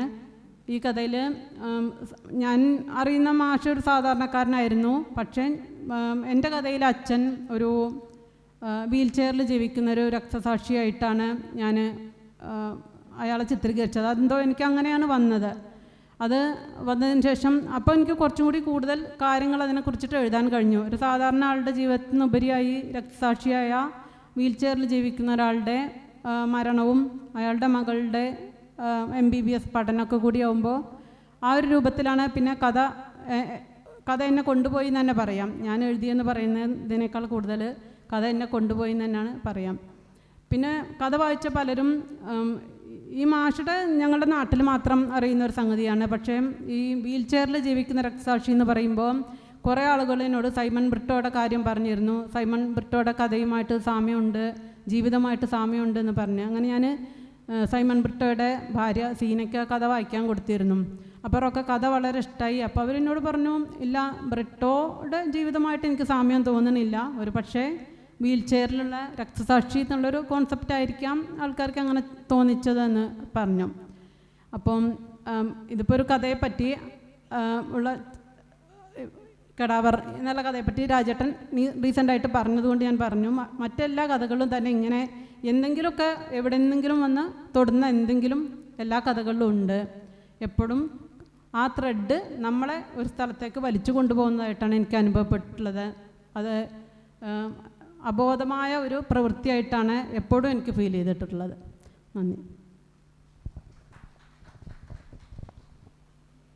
മലയാളത്തിലെ കഥയിൽ ഇപ്പോൾ അടുത്ത കാലത്ത് വന്ന വലിയ ഭാവുകത്വ മാറ്റം, ഭാഷാപരമായ മാറ്റം നമ്മൾ ആമുഖമായിട്ട് ഞാൻ പറയുകയുണ്ടായി. അതിലൊരു പക്ഷേ ഏറ്റവും കൂടുതൽ ആളുകളെ ഇളക്കി മറിച്ച അല്ലെങ്കിൽ വായനക്കാർ വളരെ ശ്രദ്ധയോടെ കാത്തിരുന്നൊരു പേരാണ് ഫ്രാൻസിസ് നൊറോണ. അദ്ദേഹം ആവിഷ്കരിച്ച പ്രമേയത്തിൽ ഒക്കെ വലിയ വലിയ അതുവരെ കാണാത്ത ചില വിഭ്രാന്തികളും സംരംഭങ്ങളൊക്കെ ഉണ്ടായിരുന്നു കഥയിൽ. അതെങ്ങനെ സംഭവിച്ചു എന്നൊക്കെ ഒരുപക്ഷെ വായനക്കാരുടെ ഭാഗത്തു നിന്നുള്ള ചോദ്യങ്ങളായിട്ട് വരാം, അല്ലെങ്കിൽ അദ്ദേഹം തന്നെ അത് പറയും. എന്തായാലും മലയാള കഥയുടെ ഏറ്റവും പുതിയ കാലത്തിൻ്റെ 2 പേരുകൾ, റഫീഖ് കൂടിയുണ്ട്, ഫ്രാൻസിസ് കൂടിയുണ്ട്. ആദ്യമായിട്ട് ഫ്രാൻസിസ് നൊറോണ സംസാരിക്കട്ടെ. എല്ലാവർക്കും നമസ്കാരം. വളരെ ഡിഫിക്കൽട്ടായിട്ടുള്ള ഒരു സബ്ജക്റ്റാണ് കഥയുടെ ഉറവുകൾ. ശരിക്കും എനിക്കതെന്താണെന്ന് അറിയത്തില്ല. ഞാൻ കഥ എഴുതുന്ന ഒരാളാണെങ്കിലും ഇതെവിടെ നിന്നാണ് വരുന്നത്, ഇതെങ്ങനെയാണ് വരുന്നത്, ഇതെങ്ങനെയാണ് രൂപപ്പെട്ട് വരുന്നത്, വായനക്കാരുടെ മുന്നിലേക്ക് നമ്മളൊരു കഥ പ്രസൻറ്റ് ചെയ്യുമ്പോൾ അതിൻ്റെ ഉത്ഭവം, അതിൻ്റെ തുടർച്ച, അത് എഴുതി പൂർത്തിയാക്കിയ നിമിഷങ്ങൾ, അത് മാസികയിലേക്ക് വന്നു കഴിയുമ്പോൾ ഞാനത് മറക്കുകയാണ് ചെയ്യുന്നത്. എനിക്കറിയില്ല കേട്ടോ എങ്ങനെയാണ് ഇത് വരുന്നതെന്ന്. നമ്മളൊന്ന് ആലോചിച്ച് നോക്കൂ. ഇപ്പോൾ ഇത്രയും പേര് കഥ എഴുതുന്നവർ അവരുടെ അനുഭവങ്ങളൊക്കെ പറഞ്ഞു. ഇതിനേലും എത്രയോ തീവ്രമായ അനുഭവങ്ങളുള്ളവരാണ് നിങ്ങൾ ഓരോരുത്തരും. പക്ഷേ എല്ലാവർക്കും എഴുതാൻ പറ്റുന്നില്ല. അനുഭവങ്ങളുണ്ട്, എല്ലാവർക്കും തീവ്രമായ ഒരുപാട് അനുഭവങ്ങളുണ്ടെങ്കിലും എല്ലാവർക്കും കഥ എഴുതാൻ പറ്റുന്നില്ല. അപ്പോൾ ഞാൻ വിചാരിക്കുകയാണ് ഈ അനുഭവങ്ങൾ മാത്രമല്ല മറ്റെന്തോ ഉണ്ട് അല്ലേ. എന്നെ സംബന്ധിച്ചിടത്തോളം ഞാൻ ഒരു BCom പഠിച്ച ആളാണ്. മലയാളം ഐച്ഛിക വിഷയമായിട്ട് എടുത്തുള്ള ഒരാളല്ല. എനിക്ക് സാഹിത്യത്തിൽ എഴുതുമ്പോൾ പേടി എന്തെങ്കിലുമൊക്കെ തെറ്റിപ്പോവുമോ, വ്യാകരണ തെറ്റ് വരുമോ, അക്ഷര തെറ്റ് വരുമോ എന്നൊക്കെ ഉള്ളൊരു ഒരുപാട് ഭയമുള്ള ഒരാളാണ്. കാര്യം ഞാൻ പകുതി ഇംഗ്ലീഷും പകുതി മലയാളവും പറയുന്നൊരു ഫാമിലിയിൽ നിന്ന് വരുന്നത് കാരണം ആ ഒരു ടെൻഷൻ എപ്പോഴും ഉണ്ട്. അത് കാരണമാണ് ഞാൻ എപ്പോഴും ലളിതമായ പദങ്ങൾ ഉപയോഗിച്ച് എഴുതാനായിട്ട് ശ്രമിക്കുന്നത്. അപ്പോൾ ഈ സംസ്കൃത പദങ്ങളൊക്കെ എഴുതുമ്പോൾ എനിക്ക് തെറ്റ് വരുമോ എന്നുള്ളൊരു പേടി കൊണ്ടാണ് അത് ഒഴിവാക്കുന്നത്. അപ്പോൾ അങ്ങനെയാണെങ്കിൽ അതൊരു നമ്മളുടെ ഒരു മലയാള സാഹിത്യത്തിലുള്ള അഗാധമായ ജ്ഞാനം ആണോ നമ്മളെ എഴുത്തിലേക്ക് കൊണ്ടുവരുന്നത് വെച്ചാൽ അല്ല. അങ്ങനെയുള്ള എത്രയോ ആളുകൾ വെറും വായനയും ആ സാഹിത്യ സ്നേഹമായിട്ട് നടക്കുന്നു, അവർക്കത് എഴുതാൻ പറ്റുന്നില്ല. അങ്ങനെയൊക്കെ ആലോചിക്കുമ്പോൾ ഇറ്റ് ഈസ് വെരി ഡിഫിക്കൽട്ട്. നമുക്ക് പറയാൻ പറ്റില്ല ഈ ഉറവ എവിടെയാണ്. അത് ഇതൊരു അജ്ഞാതമായ ഒരു കൈവഴിയിലൂടെ സഞ്ചരിച്ച് നമ്മളിലേക്ക് വരികയാണ്. MD വളരെ വ്യക്തമായിട്ട് പറഞ്ഞിട്ടുണ്ട്, എനിക്ക് കാലം ഒരു ചെറിയ സ്പേസ് തന്നു, ആ ഇടത്തിൽ നിന്ന് എനിക്ക് പറയാനുള്ളത് പറഞ്ഞിട്ട് അദ്ദേഹം വിടവാങ്ങി പോവുകയും ചെയ്തു. അതിനപ്പുറത്തേക്ക് കഥയെഴുത്തിനെക്കുറിച്ച് നമുക്കൊരു ഡെഫിനിഷനും സാഹിത്യരചനയെക്കുറിച്ച് പറയാനില്ല. കാലം ഒരു സ്പേസ് തന്നു, അവിടെ നിന്ന് നമ്മൾ എന്തൊക്കെയോ പറയുന്നു മാത്രമേ ഉള്ളൂ. അതിൽ ഒരു എഴുത്തുകാരൻ എന്ന നിലയിൽ ഒട്ടും അഹങ്കരിക്കാനായിട്ട് ഒന്നുമില്ല, ഒരു എഴുത്തുകാരനുമില്ല. അങ്ങനെ എപ്പോഴെങ്കിലും ഒരു അഹങ്കാരം തോന്നുന്നുണ്ടെങ്കിൽ ആ നിമിഷം തൊട്ട് ആ എഴുത്തുകാരൻ്റെ അധപ്പതനം തുടങ്ങുമെന്ന് വിചാരിക്കുന്ന ഒരാൾ കൂടെയാണ് ഞാൻ. ഓക്കെ, നമ്മളുടെ സബ്ജക്റ്റിലേക്ക് വരാം. എന്നോട് സാർ ഇന്നലെ വിളിച്ചു പറഞ്ഞു, നീ അധികമൊന്നും സംസാരിക്കേണ്ട, ഏതെങ്കിലും ഒരു കഥ എഴുതാനായിട്ടുള്ള ഒരു സാഹചര്യത്തെക്കുറിച്ച് പറയുക എന്നുള്ളതാണ്. ഈ കഥ എഴുതാനുള്ളൊരു സാഹചര്യത്തെക്കുറിച്ച് പറയുമ്പോൾ നിങ്ങൾ അത്ഭുതപ്പെട്ടു പോവുകയായിരിക്കും. കാര്യം എന്ന് വെച്ചാൽ ആ സാഹചര്യമായിരിക്കുകയല്ല കഥ. ഞാൻ ഒരു ഉദാഹരണമായിട്ട് എഴുതിയത് ഈ കഴിഞ്ഞ മാതൃഭൂമിയിൽ വന്ന ബഹിരാകാരം എന്നൊരു കഥ ഞാൻ എഴുതി. അത് എഴുതാനായിട്ടുള്ളൊരു സാഹചര്യം ഞാൻ പറയാം, നിങ്ങളൊന്ന് കേട്ടു നോക്കൂ. ആ കഥയുമായിട്ട് ഒരു ബന്ധവും ചിലപ്പോൾ കാണില്ല.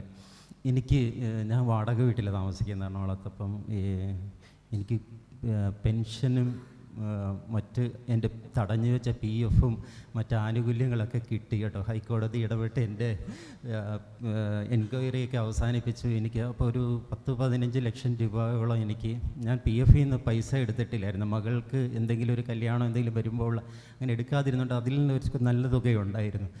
അപ്പം മകൾ പറഞ്ഞു നമുക്ക് എവിടെയെങ്കിലും അപ്പോൾ എവിടെയെങ്കിലും ഒരു വീടും സ്ഥലവും മേടിക്കാമെന്ന് പറഞ്ഞു. അപ്പം എനിക്കങ്ങനെ അധികം സുഹൃത്തുക്കളൊന്നും ഇല്ല. അപ്പോൾ പരിചയക്കാരനായ ഒരു കവി സുഹൃത്തുണ്ട്.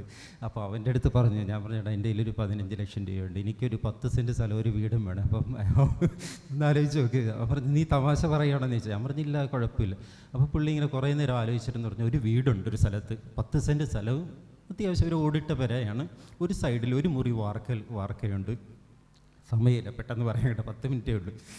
അപ്പം വേറെ കുഴപ്പമൊന്നുമില്ല. ആ വീട്ടിലെ ഇളയ പയ്യൻ തൂങ്ങി മരിച്ചതാണ് ആ വീടിൻ്റെ ഒരു മുറിയിൽ. അപ്പം ഞാനിങ്ങനെ പറഞ്ഞ് കുഴപ്പമില്ല, എനിക്ക് കുഴപ്പമില്ല, പക്ഷേ എനിക്കൊന്ന് വീട്ടിലൊന്ന് മകളും ഭാര്യയായിട്ടൊന്ന് സംസാരിച്ചിട്ട് ഞാൻ കൺഫേം പറയാമെന്ന് പറഞ്ഞു. അപ്പം ഞാൻ മകൾ LLBക്ക് പഠിക്കുക, കോട്ടയത്ത് പഠിക്കുക. അപ്പം ഞാൻ അവളോടടുത്ത് പറഞ്ഞു. അപ്പോൾ അവൾ പറഞ്ഞു എന്താ എല്ലാവരും മരിക്കാത്ത വീടുണ്ട് അപ്പോൾ അത് ആളുകൾ പല രീതിയിലും മരിക്കും, അതൊന്നും കുഴപ്പമില്ല, നമുക്ക് ആ വീട് പോയി കാണാമെന്ന് പറഞ്ഞു. അങ്ങനെ ഞങ്ങൾ ആ വീട് പോയി കണ്ടു. 10 സെൻറ്റ് സ്ഥലമായിരുന്നു. എനിക്ക് ഭയങ്കരമായിട്ട് ഇഷ്ടമൊക്കെ പെട്ടു. വീട്ടിൽ കയറി നോക്കി. അപ്പം അവൻ പറഞ്ഞു എടാ അത് ഈ കഴിക്കോലയിലാണ് ആൾ തൂങ്ങിയെന്ന് പറഞ്ഞു. അപ്പം ഞാൻ നോക്കി മുറിച്ച കയറുണ്ടോ എന്ന് നോക്കി. അപ്പോൾ കയറൊന്നുമില്ല. അപ്പം അവർക്ക് 2 മക്കളാണ്. മൂത്ത മോൻ കൊല്ലത്തങ്ങാണ്ട, ഇളയവനാണ് മരിച്ചത്.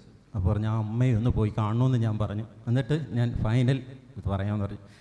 അപ്പം ഞാൻ ആ അമ്മയെ ചെന്ന് കണ്ടു. അമ്മ ഈ വീട്ടിൽ താമസിക്കുന്നില്ല, മകൻ മരിച്ച വീട്ടിൽ താമസിക്കാൻ അമ്മയ്ക്ക് ബുദ്ധിമുട്ടാണ്. അമ്മ ദൂരയിൽ ബന്ധുവിൻ്റെ വീട്ടിലാണ് പോയി. അപ്പം ഈ മരിച്ചിട്ടൊരു 6-7 മാസം കഴിഞ്ഞ് അമ്മയെടുത്ത് ചെന്ന് അമ്മ കൈക്കൊക്കെ പിടിച്ചു. അമ്മ ആ വീട് എനിക്ക് ഇങ്ങനെ അമ്മയുടെ ഒരു ദുഃഖം നിറഞ്ഞ വീടാണ്, എന്നാലും അത് വാങ്ങിക്കാം, ഞാൻ അമ്മയുടെ മകനെ പോലെ ഞാൻ അവിടെ ജീവിച്ചോളാം എന്നൊക്കെ പറഞ്ഞപ്പോൾ അവർ കരഞ്ഞു കഴിഞ്ഞിട്ട് അവർ പറഞ്ഞു മോനെ ഞാനും കുറച്ചൊക്കെ വായിക്കുന്നൊരു സ്ത്രീയാണ്, മോനത് വാങ്ങിക്കേണ്ടെന്ന് പറഞ്ഞു എന്നോട്. അപ്പം ഞാൻ പറഞ്ഞു എനിക്ക് കുഴപ്പമൊന്നുമില്ലമ്മോ, ഞാൻ വാങ്ങിക്കാം, അത് പിന്നെ എൻ്റെ ഒരു സാമ്പത്തികമായിട്ടൊക്കെ യോജിക്കുന്ന ഒരു വീടാണെന്ന് പറഞ്ഞപ്പോൾ അമ്മ പറഞ്ഞു എൻ്റെ മകൻ മരിച്ചു കഴിഞ്ഞപ്പം എൻ്റെ മനസ്സിൻ്റെ താളം തെറ്റിപ്പോയി, ഞാൻ ട്രീറ്റ്മെൻറ്റില്ല, ഇതെല്ലാം മറച്ചു വെച്ചിട്ടാണ് ആ ബന്ധുക്കൾ നീയുമായിട്ടുള്ള ഡീലിങ്സിന് പറയുന്നത്. ലുണാറ്റിക് പേഴ്സൺ ആയതുകൊണ്ട് ഞാൻ ഡോക്യുമെൻ്റ് സൈൻ ചെയ്താൽ ആരെങ്കിലും ചലഞ്ച് ചെയ്താൽ മോനെ നീ കഷ്ടപ്പെട്ടു, അതുകൊണ്ട് നീ ഇത് വാങ്ങിക്കരുതെന്ന് പറഞ്ഞു. അപ്പോൾ എനിക്ക് ഭയങ്കരമായിട്ട് സങ്കടം. ഞാൻ അവിടെ ഇത് കരഞ്ഞ് എനിക്കെന്താണെന്നറിയത്തില്ല. ഞാൻ വൈകിട്ട് വീട്ടിൽ വന്നു.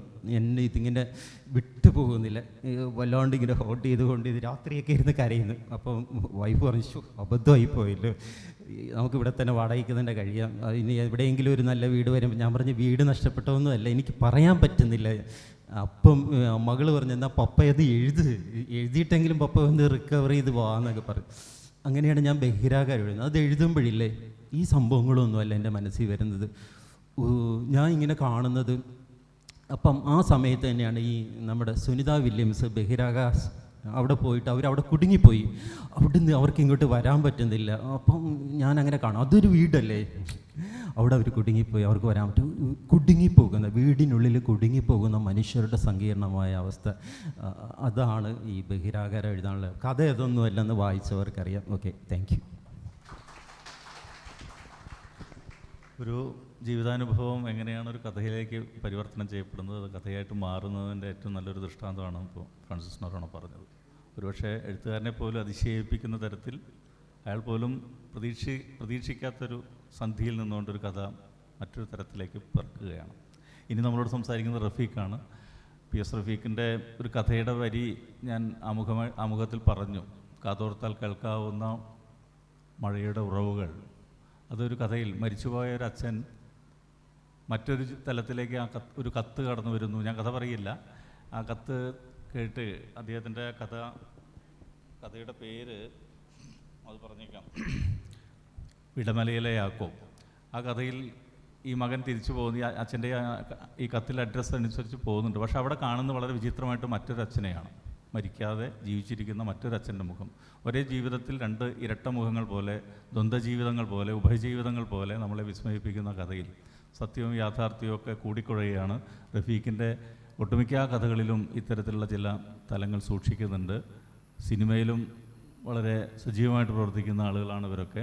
എന്തായാലും റഫീഖ് നമ്മളോട് എഴുത്തനുഭവം പറയും. വേദി പങ്കിടുന്ന പ്രമുഖ കഥാകൃത്തുക്കളെ, സദസ്സിലുള്ള പ്രിയപ്പെട്ട വായനക്കാരെ, പ്രമുഖരായ എഴുത്തുകാരെ, സഹൃദയരെ, സ്നേഹിതരെ,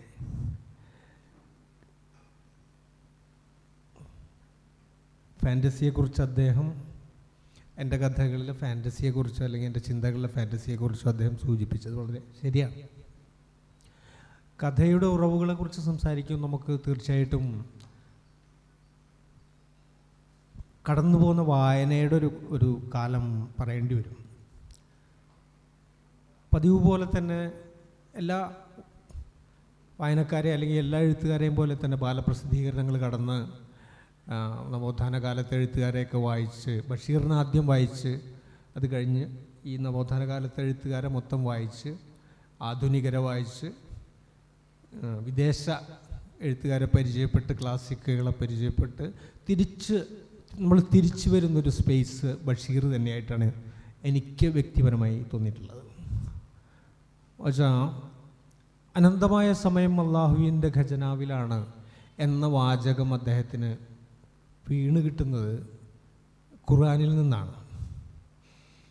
അനന്തമായ സമയം വിതരണം ചെയ്യുന്ന ഒരാളായിട്ട് അദ്ദേഹം ദൈവത്തെ സങ്കല്പിച്ചു എന്നത് വളരെ വലിയൊരു ചിന്തയാണല്ലോ. അതുപോലെ ബഷീറിൻ്റെ അല്ലേ വെളിച്ചത്തിനെന്ത് വെളിച്ചം എന്ന് പറയുന്ന വാചകമായാലും ബഷീറിൻ്റെ എല്ലാത്തരം അനർഘ നിമിഷത്തിലെ വാചകങ്ങളായാലും ഒക്കെ അപ്പോൾ ഒരു മുസ്ലിം ബാലന് മനസ്സിലാക്കാവുന്ന ഒരു ജീവിതം ജീവിച്ച ആളാണ് ബഷീർ. ഏകദേശം ഞാനും എൻ്റെ ബാല്യകാലത്ത് ഒരു മുസ്ലിം ബാലൻ്റെ ജീവിതം ജീവിച്ചിട്ടുള്ള ഒരാളാണ്.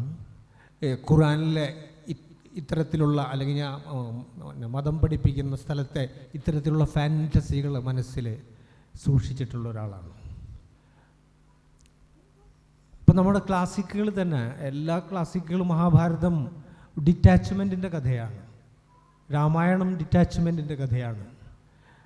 നമ്മൾ വലിയ വലിയ വിദേശ സാഹിത്യങ്ങൾ പരിചയപ്പെടുമ്പോൾ അതൊക്കെ തന്നെ കാമു പറയുന്നു ജീവിതം ശാശ്വതമായൊരു വേർപിരിയലാണ്, എല്ലാറ്റിൽ നിന്നുമുള്ളൊരു വേർപിരിയലാണ് ജീവിതം എന്ന് കാമു പറയുന്നുണ്ട്.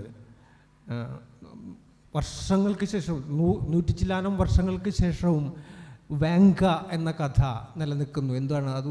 മനുഷ്യൻ്റെ മഹാസങ്കടങ്ങളെക്കുറിച്ചാണ് കഥകൾ ഉണ്ടായിട്ടുള്ളത് അല്ലെങ്കിൽ സാഹിത്യം രചിക്കപ്പെട്ടിട്ടുള്ളത്.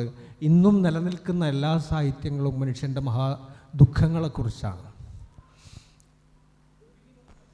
ഈ പരാമർശിക്കപ്പെട്ട കഥ എഴുതപ്പെടുന്നത് ഇതേപോലെ വളരെ വിചിത്രമായൊരു പശ്ചാത്തലത്തിലാണ്. എൻ്റെ സുഹൃത്തുക്കളെല്ലാവരും തന്നെ മിക്ക ആളുകളും എൻ്റെ പ്രായക്കാരായിരിക്കില്ല, ഒരു കാലത്തും ആയിട്ടില്ല. വലിയ പ്രായമുള്ള ആളുകളാണ് കൂടുതലായിട്ട് എൻ്റെ സുഹൃത്തുക്കളായിട്ട് വരാറ്. ഏതാണ്ട് ഒരു 2 വർഷം മുമ്പ് ഞാൻ ഒരാളെ പരിചയപ്പെടുന്നു. ആളുടെ പേരൊന്നും ഞാൻ പറയുന്നില്ല. അദ്ദേഹം ഒരു നക്സലൈറ്റ് പ്രവർത്തകനായിരുന്നു, അടിയന്തരാവസ്ഥ സഖാവായിരുന്നു.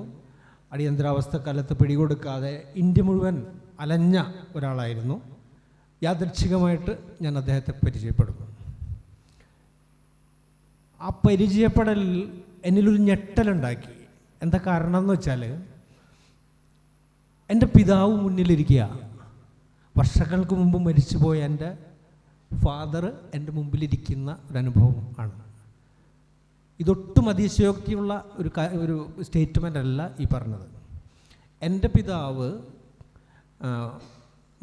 പള്ളിയുമൊക്കെ ആയിട്ട് മതമൊക്കെ ആയിട്ട് ബന്ധപ്പെട്ട വളരെ സാത്വികനായിട്ടുള്ള, ദൈവവിശ്വാസിയായിട്ടുള്ള, വളരെ സാത്വികനായിട്ടുള്ളൊരു മനുഷ്യനായിരുന്നു. ഞാൻ കാണുന്ന ഇദ്ദേഹം തീർത്തും നിരീശ്വരവാദിയായിട്ടുള്ള, യുക്തി കൊണ്ട് മാത്രം സംസാരിക്കുന്ന, അത്യാവശ്യം ലഹരികൾ ഉപയോഗിക്കുന്ന, എന്തിനേയും സ്വതന്ത്രമായിട്ട് കാണുന്ന, എന്തായിരുന്നോ എൻ്റെ പിതാവ് അതല്ലാത്തൊരാളാണ്. പക്ഷെ രൂപത്തിൽ അതേപോലുള്ള ഒരാൾ, ഒരു വ്യത്യാസവും ഇല്ല. അംഗവിക്ഷേപങ്ങളിൽ എല്ലാ കാര്യത്തിലും ഈ 2 വ്യത്യസ്തതകൾ എന്നെ വല്ലാതെ ഭ്രമിപ്പിച്ചു. ഒരു 2 വർഷം അദ്ദേഹം ഈ കഴിഞ്ഞ ജൂലൈയിൽ അന്തരിച്ചു. അദ്ദേഹം അന്തരിക്കുമ്പോഴും അദ്ദേഹത്തെ മറവ് ചെയ്യുമ്പോഴും ഞാൻ അനുഭവിച്ചൊരു സംഗതി, വളരെ പണ്ട് ഞാൻ വിദ്യാർത്ഥിയായിരിക്കുന്ന കാലത്ത് മരിച്ചുപോയ എൻ്റെ പിതാവിനെ അടക്കുമ്പോൾ ആ കുഴിമാടത്തിന് മുമ്പിൽ നിൽക്കുന്ന അതേ അനുഭവം, അതേ നിമിഷം, അതേ കണ്ണുനീര് എൻ്റെ കണ്ണിൽ നിന്ന് വന്നു എന്നുള്ളതാണ്. അദ്ദേഹം മരിക്കും മുമ്പാണ് ഞാൻ ഈ കഥ എഴുതിയത്. അങ്ങനെ ഒരു വിചിത്രമായിട്ടുള്ള ഒരു അനുഭവമുണ്ട്. ആ കഥയുടെ കഥ അതാണ്. രണ്ടാമത്തെ എൻ്റെ ജീവിതത്തിലുണ്ടായ അനുഭവത്തിൽ നിന്ന് എഴുതിയ മറ്റൊരു കഥ നീലക്കുയിൽ എന്ന കഥയാണ്. അത് ഓർമ്മകൾ നഷ്ടപ്പെട്ട് തുടങ്ങിയിട്ടുള്ളൂ. പി ഭാസ്കരൻ മാഷെ കണ്ടുമുട്ടുന്നൊരു ദിവസമുണ്ട് ഞാൻ കൊടുങ്ങല്ലൂർ. വളരെ റിയലായിട്ടുള്ളൊരു സംഗതിയാണ്. 20 വർഷത്തിന് ശേഷം അത് ഒരു കഥയായിട്ട് എഴുതി. പക്ഷെ അത് കഥയാണെന്ന് വിശ്വസിക്കാൻ ആരും തയ്യാറായില്ല. ദേശാഭിമാനിൽ വന്ന കഥയാണത്. അത് നടന്ന സംഭവമാണെന്ന് വിശ്വസിക്കാൻ ആരും തയ്യാറായിട്ടില്ല. ഇപ്പോഴും അതൊരു കഥയായിട്ട് തന്നെയാണ് ആൾക്കാർ കാണുന്നത്. സത്യത്തിൽ മാഷോടൊപ്പം കൊടുങ്ങല്ലൂരിൻ്റെ ഒരറ്റത്ത് നിന്ന് മറ്റൊരറ്റത്തേക്ക് നടന്ന് ഒരു വൈകുന്നേരത്തിൽ അവസാനിക്കുന്ന വിധത്തിലാണ് ആ കഥ എഴുതപ്പെട്ടിട്ടുള്ളത്. അത് ഒരു തീർത്തും റിയലായിട്ടുള്ള നടന്ന ഒരു സംഭവമാണ്. ഇങ്ങനെയാണ് ഈ 2 കഥകളെക്കുറിച്ച് പറഞ്ഞ് അവസാനിപ്പിക്കാം. ഈ കൂട്ടത്തിൽ ഏറ്റവും ചെറുപ്പക്കാരനായ അല്ലെങ്കിൽ പുതിയ തലമുറയെ പ്രതിനിധാനം ചെയ്യുന്ന റിഹാൻ റഷീദാണ്. അദ്ദേഹം കഥകളേക്കാൾ ഉപരി കൂടുതൽ നോവലുകളാണ് ശ്രദ്ധിക്കുന്നതെന്ന് തോന്നുന്നു. കഥകൾ ആദ്യകാലത്താണ് 2006 മറ്റോ ആണ്, ഒരു 16 ആദ്യ പുസ്തകം വരുന്നത്. എന്തായാലും ഒരുപക്ഷെ പുതിയ സോഷ്യൽ മീഡിയയിലൊക്കെ കൂടുതൽ എഴുതുകയും ഒരുപാട് ജീവിതം നേരിട്ട് അനുഭവിക്കുകയും അലയുകയും അന്വേഷിക്കുകയും ഒക്കെ ചെയ്ത റിഹാൻ്റെ അനുഭവക്കുറിപ്പുകളിലൂടെ ആയിരിക്കണം റിഹാൻ എഴുത്തിലേക്ക് വന്നിട്ടുണ്ടാകുക. പുതിയ തലമുറയുടെ ഈ പ്രതിനിധിയെ സ്നേഹപൂർവ്വം പറയാം. ഏവർക്കും നമസ്കാരം. ഒരു മഴ പെയ്ത് തോർന്ന വൈകുന്നേരത്ത് എന്താ പറയുക, മരം പെയ്യുന്നത് ഇരിക്കുന്നത് പോലെയാണ് ഞാൻ ഇത്ര നേരം. ഇവിടെ ഒരു വലിയ മഴ പെയ്ത് തീർന്നിട്ടുണ്ട്. ഇവിടെ ഇത്രയും വലിയ അനുഭവങ്ങളുള്ള ആളുകൾ, ഞാൻ ആരാധനയോട് നോക്കി കാണുന്ന കഥകൾ എഴുതിയ ആളുകൾ സദസ്സിലുണ്ട്, വേദിയിലുണ്ട്. സന്തോഷേട്ടനെ പോലുള്ള ആളുകൾ വേദിയിലുണ്ട്. അപ്പം സത്യത്തിൽ നല്ല പേടിയുണ്ട് എന്താണ് പറയേണ്ടത് എന്നതിനെക്കുറിച്ചിട്ട്. നല്ല പേടിയുണ്ട്. ഇവരെല്ലാവരും ഉണ്ടാവുന്നൊരു പേടി എനിക്കുണ്ട്. എന്നെ സംബന്ധിച്ച് എൻ്റെ കൗതുകങ്ങളെയാണ് ഞാൻ എഴുതിയത്. ഞാനെപ്പോഴും ഇങ്ങനെ ആലോചിക്കാറുണ്ട്. ഞാൻ വളരെ ചെറുപ്പകാലത്തൊന്നും അങ്ങനെ എഴുതുന്ന ഒരാളൊന്നല്ലായിരുന്നു എൻ്റെ സ്കൂൾ കാലഘട്ടങ്ങളിലൊന്നും. ഞാനെപ്പോഴും ഇങ്ങനെ ആലോചിക്കുന്ന എന്താ വെച്ചാൽ, നമ്മുടെ നാട്ടിലൊക്കെ ഇടവഴികളുണ്ട്, എല്ലാ നാട്ടിലും ഉണ്ടാകും ഇടവഴികൾ. ഇതിനോട് ചേർന്ന് കൊള്ളുകളുണ്ട്, ഈ മണ്ണിൻ്റെ മതിൽ. ഈ മതിലിനോട് ചേർന്നിട്ടിങ്ങനെ കുറേ ചെറിയ മരങ്ങളുണ്ടാവും. ചെടികൾ എന്ന് തന്നെ പറയാൻ പറ്റുന്ന എന്നാൽ മരങ്ങളാവാത്ത ചെറിയ കുഞ്ഞു മരങ്ങൾ. ഇതെപ്പോഴും ഇതിൻ്റെ ഇലകളൊക്കെ ഇങ്ങനെ താഴോട്ട് വന്ന് വീഴും, പലപ്പോഴും ഇങ്ങനെ വാടിയും അല്ലാതെയൊക്കെ വീഴും. ഈ വീഴുന്ന ഇലയിൽ എപ്പോഴോ പറ്റിപ്പിടിച്ചൊരു ഉറുമ്പായിട്ടാണ് ഞാൻ എന്നെ കാണുന്നത്. ഞാൻ അങ്ങനെയാണ് എഴുത്തിലേക്ക് വന്ന ഒരാൾ. അതിങ്ങനെ ആ ചെറിയ ഒഴുക്കിലൂടെ, നീരൊഴുക്കിലൂടെ ഇങ്ങനെ മുന്നോട്ട് പോകുന്നു. അത് ചിലപ്പോൾ പുഴയിൽ ചെന്ന് ചേരാം, ചിലപ്പോൾ സമുദ്രത്തിലേക്ക് എത്താം. പക്ഷേ അതിൻ്റെ ആ ഒരു നീരൊഴുക്കിലിപ്പോൾ ഇങ്ങനെ പോകുന്നുണ്ട്. അങ്ങനെ അവിചാരിതമായിട്ട് എഴുത്തിൽ വന്ന് വീണ ഒരാളായിട്ടാണ് ഞാൻ എന്നെ കാണുന്നത്. പിന്നെ മാഷ് പറഞ്ഞതുപോലെ ഞാൻ കഥകൾ എഴുതിയാണ് തുടങ്ങിയതെങ്കിലും എനിക്ക് കഥ അത്ര എളുപ്പമുള്ള പരിപാടിയല്ല എന്ന് പിന്നീട് എനിക്ക് മനസ്സിലായി. അതിന് അസാധ്യമായിട്ടുള്ള അല്ലെങ്കിൽ നല്ല ധ്യാനം വേണം, മറ്റേ ഉള്ളിൻ്റെ ഉള്ളിൽ നല്ല പണിയെടുക്കണം. ചെറുതാണെങ്കിലും അത് കടലിനെ കൈവെള്ളയിലേക്ക് ഒതുക്കുന്ന അത്രയും പരിപാടി ഉണ്ട് അതിനകത്ത് എന്നുള്ളത്. അപ്പം കഥ എഴുതുന്നത് കുറേ കൂടെ പണിപ്പെട്ട, പ്രയാസമേറിയ, കുറേ കൂടെ ജ്ഞാനം വേണ്ട, അല്ലെങ്കിൽ കുറേ കൂടെ ഇരിക്കേണ്ടുന്ന ഒരു സംഗതിയായിട്ടാണ് ഞാൻ കാണുന്നത്. നേരത്തെ തിരിച്ച് നോവലേക്കാവുമ്പം അതിലൊരു എനിക്ക് തീരുമാനിക്കാൻ പറ്റാവുന്ന അതിർത്തികളുള്ളൊരു സ്വതന്ത്ര റിപ്പബ്ലിക്കായിട്ടാണ് ഞാൻ നോവലിനെ കാണുന്നത്. അപ്പം അതിൻ്റെ അകത്ത് എനിക്ക് ഞാൻ തന്നെ രാജാവും ഞാൻ തന്നെ മന്ത്രിയും എന്ന് പറഞ്ഞതുപോലെ എനിക്ക് കുറേ കൂടെ സ്വാതന്ത്ര്യങ്ങളുണ്ട് എന്ന് വിശ്വസിക്കുന്ന ഒരാളാണ് ഞാൻ. അപ്പോൾ ഈ നോവലിൻ്റെ അനുഭവങ്ങളെക്കുറിച്ച് പറയാമെന്ന് വിചാരിക്കുന്നു. അപ്പം ഞാൻ ഒരു യുദ്ധാനന്തരം എന്ന് പറയുന്നൊരു നോവൽ എഴുതിയിട്ടുണ്ട്. DC ആണ് പ്രസാധകർ. അത് ഈ മ്യാൻമർ, പിന്നെ തുർക്കി, ലിബിയ, ഇങ്ങനെ 3 രാജ്യങ്ങളിൽ നടക്കുന്ന പലായനവുമായിട്ട് ബന്ധപ്പെട്ട് എഴുതിയൊരു സംഗതിയാണ്. അപ്പോൾ ഈ തുർക്കിയിൽ വെച്ചിട്ട് 3 കഥാപാത്രങ്ങൾ, ബയാത്തോർ, സോയാഫാമിയ, ഹദ്ദാദ് എന്ന് പറയുന്ന 3 കഥാപാത്രങ്ങൾ പരസ്പരം കഥ പറയുന്ന, അവരുടെ കഥ ജീവിതത്തെക്കുറിച്ച് പറയുന്ന രീതിയിലാണ് അതിൻ്റെ ആഖ്യാനം നിർവഹിച്ചിരിക്കുന്നത്. വളരെ ചെറിയ 96 പേജ്, 100 പേജിൽ താഴെയുള്ള ഒരു 103 പേജുള്ള ഒരു നോവലാണത്. അപ്പം ആ പുസ്തകത്തിൽ മ്യാൻമാറിൽ നിന്നും പുഴ കടന്ന് വന്ന് ബംഗ്ലാദേശിലെത്തുകയും അവിടുന്ന് പിന്നീട് ഇന്ത്യയിലും എത്തുന്ന ഒരു കഥ പറയുന്നുണ്ട്. ബയാത്തോർ എന്ന് പറയുന്ന ഒരു ക്യാരക്ടറുണ്ട്, ഒരു കഥ. അപ്പം അയാൾ വിശപ്പിനെ കുറിച്ചിട്ട് അയാളുടെ വിശപ്പ് പറയുന്നുണ്ട്. അയാൾ ഒരിക്കൽ ഡൽഹിയിൽ വെച്ചിട്ട് അയാൾക്കൊരു അജ്ഞാതനായിട്ടുള്ളൊരാൾ ചൂടുള്ള ഭക്ഷണം കൊടുക്കുന്നു. അയാളിങ്ങനെ ഈ സന്തോഷേട്ടൻ്റെ തപോമയുടെ അച്ഛനൊക്കെ വായിക്കുമ്പോൾ നമുക്ക് കുറേ കൂടെ അതിൻ്റെ മനസ്സിലാവും എങ്ങനെയാണ് അഭയാർത്ഥികൾ അവിടെ ഉണ്ടായിരുന്നു എന്നുള്ളത്. അപ്പം ഒരു കുപ്പത്തൊട്ടിയിൽ നിന്നും ഭക്ഷണം കഴിക്കുന്ന ഒരു അഭയാർത്ഥിനെ അല്ലെങ്കിൽ മ്യാൻമാറിൽ നിന്ന് വന്ന ഒരാൾക്ക് ഭക്ഷണം വാങ്ങിക്കൊടുക്കുന്ന ഒരാളുണ്ട്.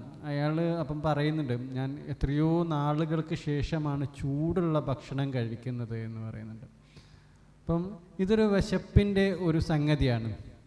അപ്പം ഞാൻ എൻ്റെയും കൂടെ എങ്ങനെയാണ് ഇപ്പം കഥയുടെ ഉറവകൾ, നേരത്തെ നെറോണ പറഞ്ഞതുപോലെ ഇത് എവിടെ നിന്നാണ് വരുന്നതെന്ന് വെച്ചാൽ ഈ സംഗതിക്ക് പ്രത്യേക അറിവൊന്നുമില്ല. ഇതിങ്ങനെ നേരത്തെ പറഞ്ഞതുപോലെ ഇങ്ങനെ സംഭവിച്ചു പോകുന്നൊരു കാര്യങ്ങളാണ്. എന്നാൽ പോലും ഈ ഒരു ചർച്ചയിലേക്കോ അല്ലെങ്കിൽ ഒരു സംവാദത്തിലേക്കോ സംസാരിക്കുമ്പോൾ എങ്ങനെ ഒരു കഥ എന്തെങ്കിലും ഒരു ജീവിതാനുഭവത്തെ എങ്ങനെ എഴുതി എന്ന് പറഞ്ഞാൽ, ഞാൻ കുറച്ച് കാലം ചിലപ്പം ബോറടിപ്പിക്കുന്ന ഒരു കഥയായിരിക്കാം. കുറച്ച് കാലം ഞാൻ കൊച്ചിയിലൊരു ഹോട്ടലിൽ ഒരു ഓയോ റൂംസിൽ ജോലി ചെയ്തായിരുന്നു. പറഞ്ഞു കഴിഞ്ഞാൽ നമ്മുടെ ഹൗസ് ഓഫ് യേശുദാസ് എന്നായിരുന്നു അതിൻ്റെ പേര്, അന്നത്തെ പേര്. അതിന് മുൻപ് ദിലീപും നാദിർഷയൊക്കെ കൂടെ ഒരു ഹോട്ടൽ നടത്തിയായിരുന്നു.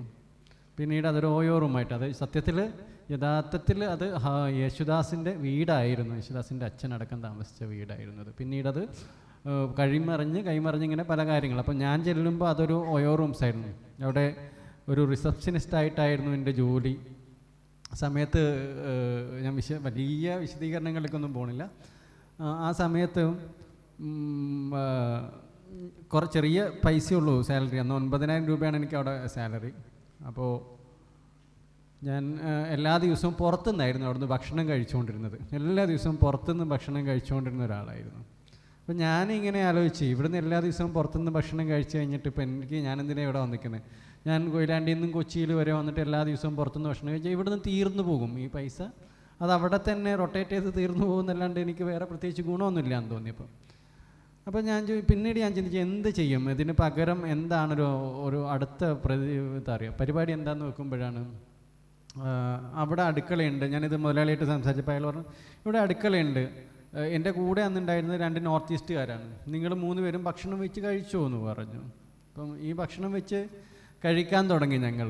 ഈ ഭക്ഷണം വെച്ച് കഴിക്കുന്ന സമയത്ത് ഈ ഒരു 12 മണിയൊക്കെ 12:30 ആകുമ്പോൾ ഈ 2 പേര് ഭക്ഷണം കഴിക്കും. ഇവർ തന്നെയാണ് വെക്കുക, ഇവരുടെ ഇഷ്ടത്തിന് വെക്കുന്ന ചോറും കറികളൊക്കെ നമ്മളത് കഴിക്കുക എന്നുള്ളത്. അപ്പം ഞാനൊരു 1:30-2 മണിയൊക്കെ ഞാൻ കഴിക്കാൻ പോകാൻ. അങ്ങനെ ഒരു ദിവസം ഞാൻ കഴിക്കാൻ പോകുമ്പോൾ ഈ പഴയ ആദ്യം ഉണ്ടായിരുന്ന ഹോട്ടൽ നടത്തിയിട്ട് അന്ന് ഉപേക്ഷിച്ച് പോയ പാത്രങ്ങളുണ്ടായിരുന്ന എലികളും കൂറയും പൂച്ചയൊക്കെ ഓടി നടക്കുന്ന ഒരു അടുക്കളയായിരുന്നു എൻ്റെ മുകൾ ഭാഗത്തുണ്ടായിരുന്നത്. ഇവർ ഉപേക്ഷിച്ച് പോയപ്പോൾ ഉണ്ടായിരുന്ന കഴുകാത്ത പാത്രങ്ങളടക്കമുള്ള ഒരടുക്കള, സങ്കല്പിക്കാവുന്നതേ ഉള്ളൂ. അങ്ങനെ ഒരു ദിവസം ഞാൻ ചുരുക്കി പറയുമ്പോൾ ഒരു ദിവസം ഞാൻ ഭക്ഷണം കഴിക്കാൻ പോകുമ്പോൾ ഉള്ളൊരു സീൻ എന്താ വെച്ചാൽ, ഞാൻ ഭക്ഷണം കഴിക്കേണ്ടുന്ന, ഞാൻ ചോറെടുക്കേണ്ടിരുന്ന ചെമ്പിനകത്തൊരു പൂച്ച തലയിട്ടിട്ടിരിക്കുകയാണ്. ഞാൻ കുറച്ച് സമയം ആ പൂച്ചനെ ഇങ്ങനെ നോക്കി നിന്ന്. എനിക്കാണെങ്കിൽ നല്ല വിശപ്പുണ്ട്, ഞാൻ രാവിലെ കഴിച്ചിട്ടില്ല, ഒന്നും കഴിച്ചില്ല. പിന്നെ ഞാൻ ആ പൂച്ചേനെ അവിടെ നിന്ന് ഓടിച്ചിട്ട് ആ ചോറ്, മുകളിലെ ചോറ് ഞാൻ കുറച്ച് വാരി കളഞ്ഞിട്ട് ഞാൻ ആ ചോറ് കഴിക്കുന്നുണ്ട്. ആ ചോറ് കഴിക്കുമ്പോൾ നമുക്കുണ്ടാകുന്നൊരു സങ്കടമുണ്ട്. നമ്മുടെ എന്താ പറയുക, കരച്ചിലൊന്നുമല്ല അതിന് പറയുക, കരച്ചിലെന്നൊന്നും ഞാൻ അതിന് പറയില്ല. പക്ഷേ നമ്മുടെ ഉള്ളിൽ ഇങ്ങനെ എന്താ പറയുക, പാറ കീറി വെള്ളം വരുന്നത് പോലെ ഉണ്ടാവുന്നൊരവസ്ഥ ഉണ്ടായിട്ടുണ്ട്. അത് കഴിക്കുമ്പോഴും പിന്നീട് ഞാൻ അടുത്തൊരു തീരുമാനം, ഇനി ഞാൻ ഇവിടുന്ന് ഇവരുടെ കൂടെ ഭക്ഷണം കഴിക്കില്ല, പിന്നെ എന്ത് കഴിക്കും എന്നുള്ളതാണ്. അപ്പോൾ എനിക്ക് ചിലവഴിക്കാൻ പറ്റില്ല. പിന്നെ ഞാൻ കഴിച്ച ഇവർക്ക് ഇവിടെ കോംപ്ലിമെൻ്ററി ബ്രേക്ക്ഫാസ്റ്റ് ഉണ്ടായിരുന്നു വരുന്ന ആളുകൾക്ക്. അപ്പോൾ ഇഡ്ഡലിയാണ് കൊടുക്കുക, ഇഡ്ഡലിയും ഒരു ചമ്മന്തിയും സാമ്പാറൊക്കെ ആയിട്ട്. അപ്പോൾ പിന്നെ ഞാനിങ്ങനെ ആലോചിക്കുമ്പം ഈ ഇഡ്ഡലി മിക്കവാറും ദിവസങ്ങളിൽ ബാക്കിയാവുകയാണ്, അതുകൊണ്ട് വേസ്റ്റ് ബിന്നിൽ തട്ടാണ്. അങ്ങനെ ഞാൻ പിന്നീട് കഴിക്കുന്ന ഈ ഇഡ്ഡലിയാണ് ഞാൻ പിന്നീട് കഴിച്ചത്. അതായത് ആർക്കൊക്കെ ഈ മുറിയിൽ കൊണ്ടു കൊടുക്കുന്ന, ആരൊക്കെയോ കഴിച്ച, ആർക്കൊക്കെയോ കൊടുത്ത, ചിലപ്പോൾ തൊട്ട് നോക്കിയ. അപ്പം ഈ ഒരു അനുഭവത്തെയാണ് ഞാൻ ബയാത്തോറിൻ്റെ അനുഭവമായിട്ട് മാറ്റുന്നത്. ഈ അയാൾ ചൂടുള്ള ഭക്ഷണം കഴിക്കുന്നു എന്ന് പറയുന്ന അയാളുടെ രുചിയുണ്ടല്ലോ, അതുണ്ടാവുന്നത് ഈ അനുഭവങ്ങളിൽ നിന്നാണ്. അപ്പം ഇതാണ് എൻ്റെ ഒരു കഥയുടെ ഉറവാന്നൊക്കെ പറയുമ്പം, അല്ലെങ്കിൽ ഇതൊരു എനിക്കറിയാം എന്നേക്കാളും അതിഭീകരമായിട്ടുള്ള അനുഭവങ്ങൾ ഉണ്ടാവുന്ന മനുഷ്യരാണ്, എന്നേക്കാളും അറിവുള്ള കാഴ്ചപ്പാടുള്ള മനുഷ്യരാണ് എൻ്റെ മുന്നിലിരിക്കുന്നത്. പക്ഷേ ഇതാണ് ഞാൻ എൻ്റെ ഒരു അനുഭവത്തെ കഥയിലേക്ക് സന്നിവേശിപ്പിക്കുന്നത് എങ്ങനെ. ഇതിൽ ഞാൻ വിശ്വസിക്കുന്ന ഒരു കാര്യം എന്താ വെച്ചാൽ, ഇത് എൻ്റെ ഒരു ഓർമ്മയായിട്ട് എഴുതുമ്പം ഇത് എൻ്റെ മാത്രം ഓർമ്മയായിട്ട് നിലനിൽക്കുകയും ഞാനിത് ബയാത്തോറിലൂടെ അല്ലെങ്കിൽ ഒരു കഥാപാത്രത്തിലൂടെ പറയുമ്പം അതിനൊരു യൂണിവേഴ്സൽ സ്വഭാവം കൈവരുമെന്നാണ് ഞാൻ വിശ്വസിക്കുന്നത്. അതായത് കഥാപാത്രത്തിലാകുമ്പം അത് ലോകത്തുള്ള പലരുടെയും അനുഭവമായി മാറുന്നു. മറ്റേതാവുമ്പം റിഹാൻ്റെ മാത്രം അനുഭവമായിട്ട് ഒതുങ്ങിപ്പോവുന്നു എന്നുള്ളതാണ്. അങ്ങനെ ഒതുങ്ങുന്നതിനേക്കാളും നല്ല റിഹാൻ എന്ന് പറയുന്ന വ്യക്തിക്ക് ഈ വലിയ പ്രാധാന്യമൊന്നും ഉണ്ടാവില്ല. പക്ഷേ ഞാൻ വിശ്വസിക്കുന്നത് അയാൾ എഴുതി വയ്ക്കുന്ന കഥകൾ എന്നെങ്കിലും ഏതെങ്കിലും ഒരിക്കൽ ഒരു മനുഷ്യനെയെങ്കിലും തൊടും എന്ന് വിശ്വസിക്കുന്നു. Thank you.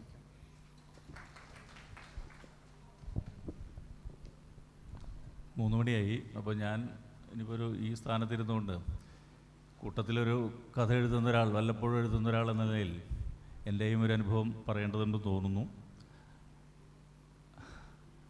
ഞാൻ ഈ എഴുതാനുള്ള കാരണത്തേക്കാൾ അല്ലെങ്കിൽ കഥ എങ്ങനെ വന്നു എന്നൊരു അനുഭവത്തിൽ നിന്ന് ഒന്ന് മാറി ഒരുപക്ഷെ കഥയിൽ നിന്ന് കഥയെ ഞെട്ടിക്കുന്ന ചില അനുഭവങ്ങൾ ഒന്ന് രണ്ടെണ്ണം മാത്രം പറയുകയാണ്. 1990-ലാണ് 92-ലാണ് പഴയ കഥയാണ്, ലാഭചേതങ്ങൾ എന്ന് പറഞ്ഞൊരു കഥ. അത് അന്നത്തെ കലാകൗമുദിയുടെ ഓണപ്പതിപ്പിലാണ് വന്നത്. അന്നത്തെ ഓണപ്പതിപ്പിൽ വരിക എന്ന് പറഞ്ഞാൽ ഒരു വലിയൊരു അംഗീകാരത്തിൻ്റെ പ്രശ്നമാണ്. 90-കളാണ്. ആ കഥ പഴനിയുടെ പശ്ചാത്തലത്തിൽ എഴുതപ്പെട്ടൊരു കഥയാണ്. പഴനിയുടെ ഒരു യാത്രയാണ്. വളരെ പേഴ്സണലായിട്ടുള്ള ഒരു കുടുംബ ബന്ധങ്ങളും അതിൻ്റെ ശൈഥില്യങ്ങളൊക്കെ തന്നെയാണ് ആ വിഷയം. അതിലേക്കൊന്നും ഞാൻ പോകുന്നില്ല. പക്ഷേ എന്നെ ഞെട്ടിപ്പിക്കുന്നത് അതിൽ അപ്പു എന്ന് പറയുന്ന ഒരു കുട്ടി ഉണ്ടായിരുന്നു ആ കഥയിൽ, ഞാൻ വിഭാവനം ചെയ്ത കഥയിൽ. ആ കുട്ടിയുടെ ആദ്യത്തെ ചോറുണ്ണ മറ്റുമാണ് ഈ കുടുംബം പഴനിയിലേക്ക് പോകുന്നത്. അങ്ങനെയുള്ള യാത്രയും തമിഴ്നാടൻ ജീവിതവും പഴനി എന്ന് പറയുന്ന ഒരു വലിയൊരു മിത്ത് സങ്കല്പം, അതൊക്കെയാണ് ആ കഥയുടെ ഒരു പശ്ചാത്തലം. ഈ കുട്ടി പിന്നീട് വളർന്ന് വീടിനെയും ബന്ധുക്കളെയും ബന്ധങ്ങളെയും ഒക്കെ വളരെ നിഷേധിച്ച് പുതിയ തലമുറയുടെ ഭാഗമായിട്ട് ഇറങ്ങിപ്പോകുന്ന അല്ലെങ്കിൽ സ്വയമേ നശിക്കുന്ന, അങ്ങനെയാണ് ലഹരി, കഞ്ചാവ് അല്ലെങ്കിൽ കള്ള്, അങ്ങനെ നശിച്ചു പോകുന്നൊരു തലമുറയുടെ പ്രതിനിധിയായിട്ടാണ് അന്ന് ഈ വളരെ അരുമയോടുകൂടി സ്നേഹത്തോടുകൂടി മകനെ നെഞ്ചേറ്റി ചോറ് കൊടുത്ത് കൊണ്ടുവന്ന കുട്ടിയുടെ ഭാവപ്പകർച്ച ഞാൻ കഥയിൽ വിഭാവനം ചെയ്തു. കഥയിൽ വെറും കഥയാണത്.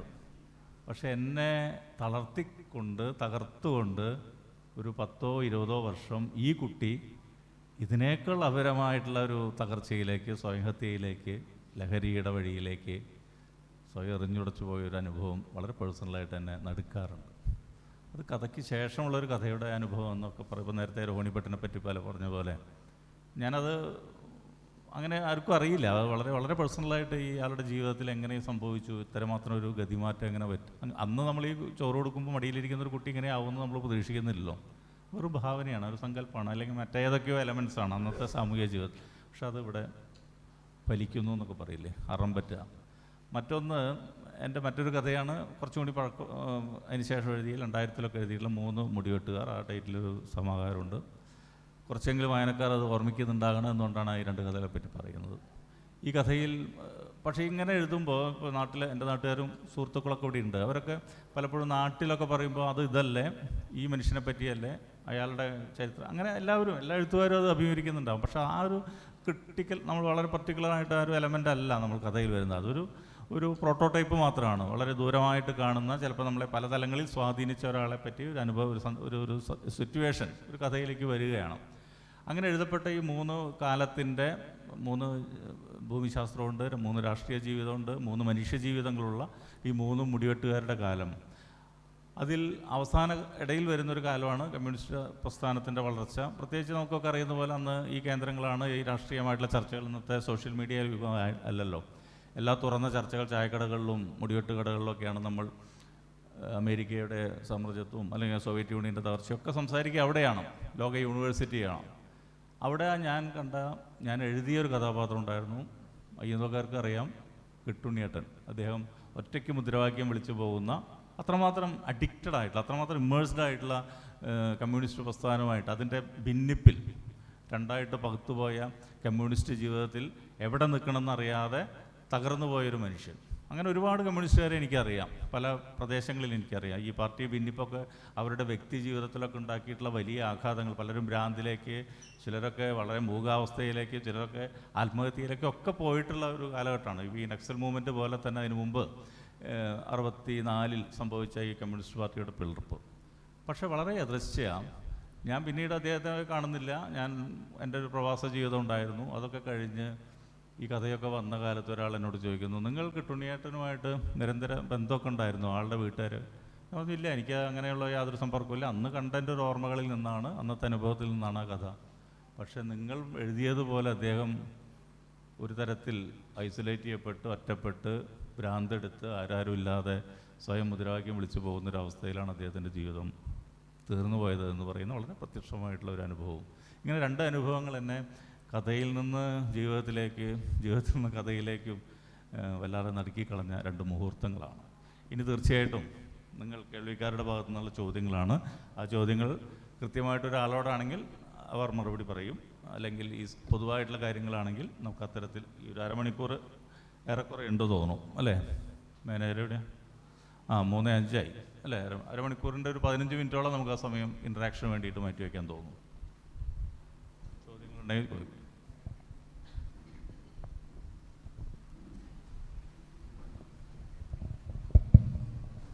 നമസ്കാരം. വളരെയധികം ചർച്ച ചെയ്യപ്പെട്ട ഒരു കഥയാണ് സന്തോഷ് ചിക്കാനത്തിൻ്റെ മിസാറു വളരെയധികം സ്വാധീനിച്ചിട്ടുള്ളൊരു കഥയാണ്. അപ്പോൾ അതിൽ ഒരു സ്പൈഡർമാൻ്റെ സ്വാധീനം ത്രൂ ഔട്ട് ഉണ്ട്. ആ കഥ ആദ്യം മുതൽ അവസാനം വരെ ആ മുഖ്യ കഥാപാത്രമായ ആ കുട്ടിയെ സ്വാധീനിക്കുന്ന ഒരു ഒരു സ്വാധീനമാണ് സ്പൈഡർമാൻ.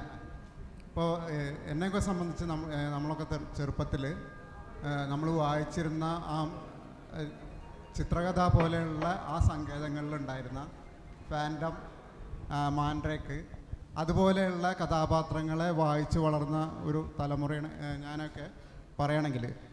ഈവൻ കണ്ണാടി വിശ്വനാഥൻ എഴുതിയിരുന്ന ടമാർ പടാർ എന്ന് പറഞ്ഞിരുന്ന CID മൂസ വരെ വായിച്ച്, അന്നത്തെ സ്കൂളുകളിൽ നമ്മൾ കൊടുക്കുന്ന ഈ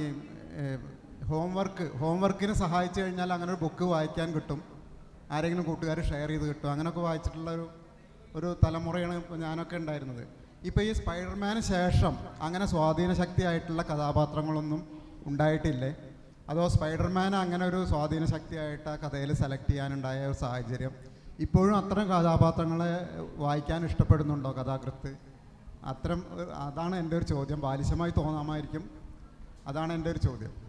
സ്പൈഡർമാന് ശേഷം അങ്ങനെ സ്വാധീന ശക്തിയായിട്ട് ഒരു കഥാപാത്രങ്ങൾ ഉണ്ടായിട്ടുണ്ടോ ഇല്ലെന്ന്. സന്തോഷ് തീർച്ചയായിട്ടും ചോദ്യത്തിന് മറുപടി പറയും. നമ്മളിപ്പോൾ സദസ്സിലേക്ക് കൂടുതൽ സമയം കൊടുത്തപ്പോൾ നിർഭാഗ്യവശാൽ സദസ്സ് ഒഴിഞ്ഞു പോകുന്നൊരു കാഴ്ചയാണ് കാണുന്നത്. അപ്പോൾ തീർച്ചയായിട്ടും സന്തോഷിൻ്റെ ഈ മറുപടിക്ക് ശേഷം അദ്ദേഹം ചോദിച്ച ഈ ചോദ്യത്തിനുള്ള പിന്നെ ചോദ്യം പർട്ടിക്കുലറായിട്ട് ചോദ്യമായിട്ട് മതിയാവും, അതിൻ്റെ ഒരു വിശദീകരണത്തിലേക്ക് പോകണ്ട.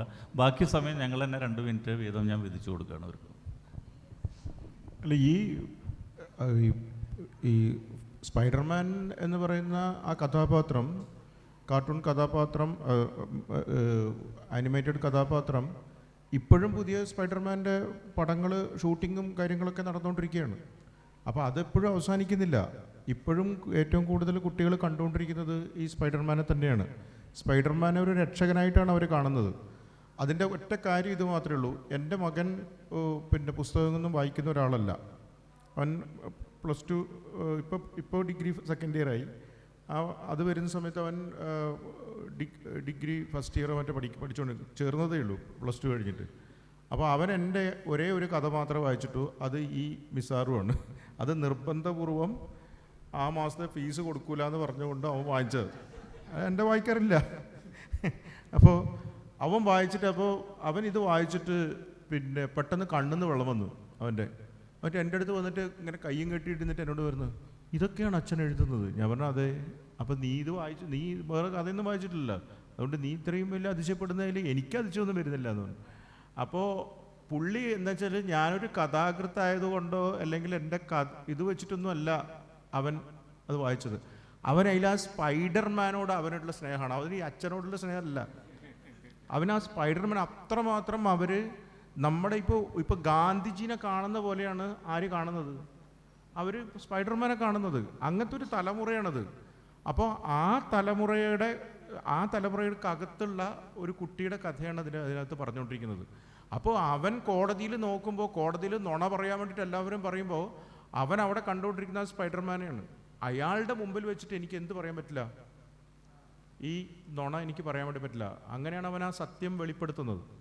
അപ്പോൾ അങ്ങനെയാണ് കുട്ടികളെ ഈ കഥാപാത്രങ്ങൾ എപ്പോഴും സ്വാധീനിച്ചുകൊണ്ടിരിക്കുന്നത്. അതൊരു നമ്മൾ ഏത് കാലഘട്ടത്തിലും ആ കഥാപാത്രം ആ ഒരു സ്പൈഡർമാൻ എന്ന് പറയുന്ന കഥാപാത്രം നിലനിൽക്കുന്നതാണ് എനിക്ക് തോന്നുന്നത്. ശിവ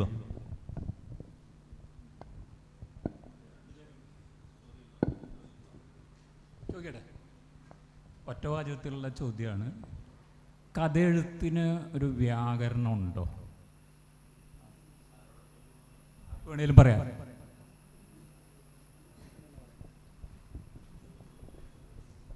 കഥയെഴുത്തിന് അങ്ങനെ ഒരു വ്യാകരണവുമില്ല, ഒരു വ്യാകരണവുമില്ല.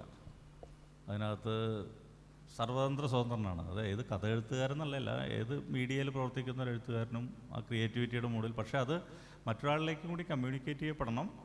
അതിൻ്റേതായിട്ടുള്ള അത് നിങ്ങൾ വ്യാകരണത്തെ ബന്ധിച്ചുകൊണ്ടോ നിഷേധിച്ചുകൊണ്ടോ അറിയായ്മ കൊണ്ടോ. ഇപ്പോൾ ബഷീറൊക്കെ കാലത്തെ ഉദാഹരണമാണല്ലോ.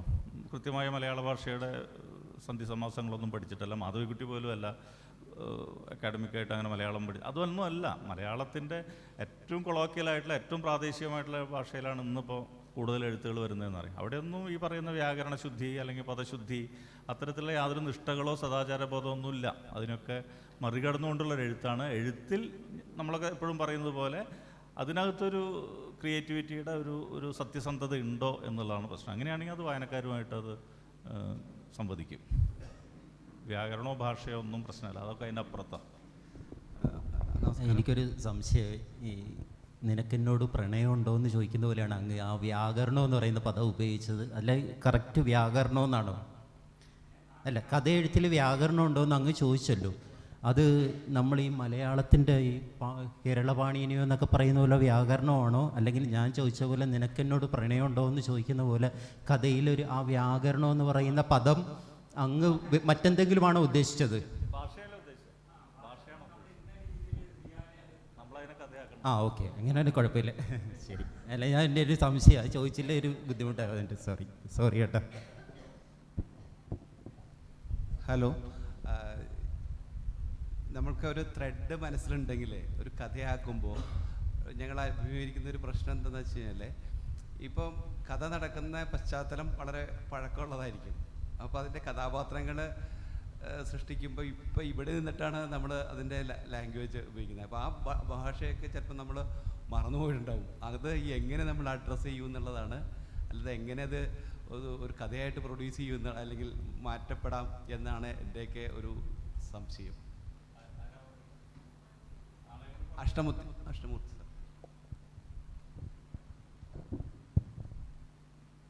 കാലഘട്ടം അനുസരിച്ചുള്ള സംഭാഷണം എന്നല്ല ഉദ്ദേശിച്ചത്. ഒരു 50 കൊല്ലം മുമ്പുള്ള കഥ എഴുതുകയാണെങ്കിൽ അന്നത്തെ ആളുകളെ സംസാരിച്ചിരുന്ന ഭാഷ അല്ലേ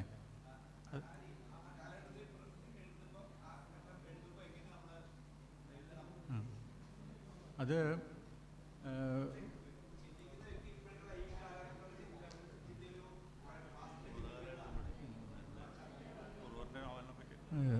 നമ്മുടെ സംസാരം അല്ലെങ്കിൽ നമ്മുടെ എഴുത്തുഭാഷ തന്നെ ഒരുപാട് മാറിയിട്ടുണ്ടല്ലോ. 50 വർഷം മുമ്പ് ഉണ്ടായിട്ടില്ലാത്ത കുറേ വാക്കുകൾ ഇപ്പോഴുണ്ട്. അപ്പോൾ ഈ ഉദാഹരണമായിട്ട് ഏറ്റവും നല്ലത് എനിക്ക് തോന്നുന്നത് സാറ ടീച്ചറുടെ ആലാഹയുടെ പെൺമക്കൾ എന്നുള്ള നോവലാണ്. ടീച്ചർ അത് എഴുതാൻ വേണ്ടി ഒരുപാട് പണിയെടുത്തിട്ടുണ്ട്. കാരണം അന്നുണ്ടായിരുന്ന വേഷ സംവിധാനം അടക്കം അല്ലെങ്കിൽ സംസാര ഭാഷ അടക്കം എല്ലാം നഷ്ടപ്പെട്ട് കഴിഞ്ഞിരുന്നു. പ്രത്യേകിച്ചും ഈ ക്രിസ്ത്യാനികളുടെ വിഭാഗത്തിൽ ഒരുപാട് പഴയ ഭാഷ ടീച്ചർ പറയുന്നുണ്ട്. അത് ആ പുസ്തകത്തിൽ ടീച്ചറുടെ ഇൻ്റർവ്യൂവിലൊക്കെ കാണാം.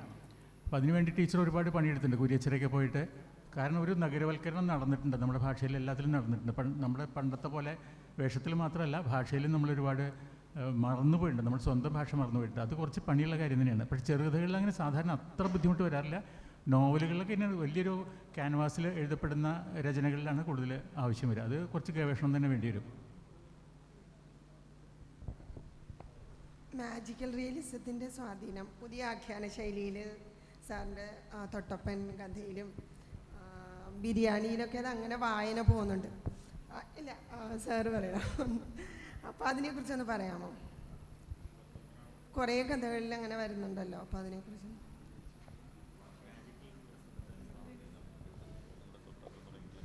ഓക്കെ, അതിനു മുമ്പുള്ള ആൾ ചോദിച്ചതും ഈ ചോദ്യത്തിനും കൂടെ ഒന്നിച്ചൊരു ഉത്തരം പറയാമെന്ന് വിചാരിക്കുന്നത്. ഈ കഥയിലെ ഇങ്ങനെ ഭാഷ, ആ ഭൂമിക, അതൊക്കെ ഇങ്ങനെ രൂപപ്പെട്ട് വരിക എന്ന് വെച്ചാൽ ചിലതൊക്കെ നമുക്ക് അജ്ഞാതമായിരിക്കും. നമ്മൾ തിരഞ്ഞെടുക്കുന്ന ഭൂമികയിലെ ഭാഷ നമുക്ക് ചിലപ്പോൾ അറിയില്ലായിരിക്കും. എഴുത്തുകാരന് സുപരിചിതമാവണമെന്നില്ല. ഇപ്പം ഞാൻ തീരദേശ ഗ്രാമത്തിൽ ജീവിക്കുന്ന ഒരാളല്ല, ഞാൻ ആലപ്പുഴ ടൗണിൽ ജീവിക്കുന്ന ഒരാളാണ്. പക്ഷേ എന്നെ ഒരു തീരദേശ സാഹിത്യ ഭൂമികയിൽ ഉള്ള ഒരാളായിട്ടാണ് എല്ലാവരും പൊതുജനം കാണുന്നത്, വായനാലോകം കാണുന്നത്. ഞാനതിനെ നിഷേധിക്കുകയല്ല. പക്ഷേ അശരണരുടെ സുവിശേഷം എന്ന് പറയുന്ന നോവൽ എഴുതുമ്പോൾ എനിക്ക് ആ തീരദേശ ഭൂമികയും അതിൻ്റെ ഭാഷയും പഠിച്ചേ പറ്റും. അപ്പോൾ അത്രയും ഒരു ശ്രമകരമായിട്ടുള്ളൊരു കാര്യത്തിന് നമ്മൾ തീരദേശ ഗ്രാമത്തിൽ പോവുകയും അത് പഠിക്കാനായിട്ട് ശ്രമിക്കുകയൊക്കെ ചെയ്തു. പക്ഷേ ഒരിക്കലും നമ്മൾ എത്ര മാത്രം പഠിച്ചാലും അതിൻ്റെ ഒരു തനത് ഭാഷയിലേക്ക് പഠിക്കുന്ന ആളെത്തില്ല. നമുക്കത് ഒരു പ്രായോഗിക തലത്തിൽ ബുദ്ധിമുട്ടാണ്.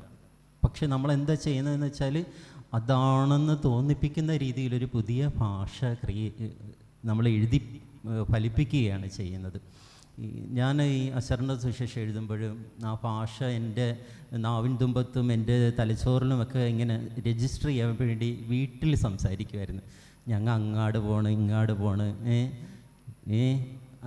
അപ്പോൾ അവരുടെ ആ നീട്ടിയും കുറുക്കുമുള്ള ഭാഷ ഇങ്ങനെ പറഞ്ഞു. അപ്പം ഞാൻ ചെല്ലാനത്ത് ഒരു കല്യാണത്തിന് പോയപ്പോൾ വൈഫും കൊച്ചും ഉണ്ട്. അപ്പം ഞാൻ ആ കല്യാണത്തിൻ്റെ ഓഡിറ്റോറിയത്തിൻ്റെ പുറകുവശത്ത് ടാപ്പിൽ കൈ കഴുകിക്കൊണ്ടിരിക്കുമ്പോൾ ഞാൻ വൈഫിനോട് ഇങ്ങനെ ഈ ഭാഷയിൽ അതങ്ങനെ തുടർച്ചയായിട്ട് ഞങ്ങൾ മൂന്നുപേരും സംസാരിക്കുമ്പോൾ ഈ ഭാഷ എനിക്ക് കൈവഴങ്ങാൻ വേണ്ടി ഞാനത് പറഞ്ഞുകൊണ്ടിരിക്കുക. അപ്പോൾ ഞാനതിങ്ങനെ പറഞ്ഞുകൊണ്ടിരിക്കാൻ നേരത്ത് അതിൻ്റെ അപ്പുറത്ത് നിന്ന 3-4 ചെറുപ്പക്കാർ വളഞ്ഞ് വിടുന്നില്ല.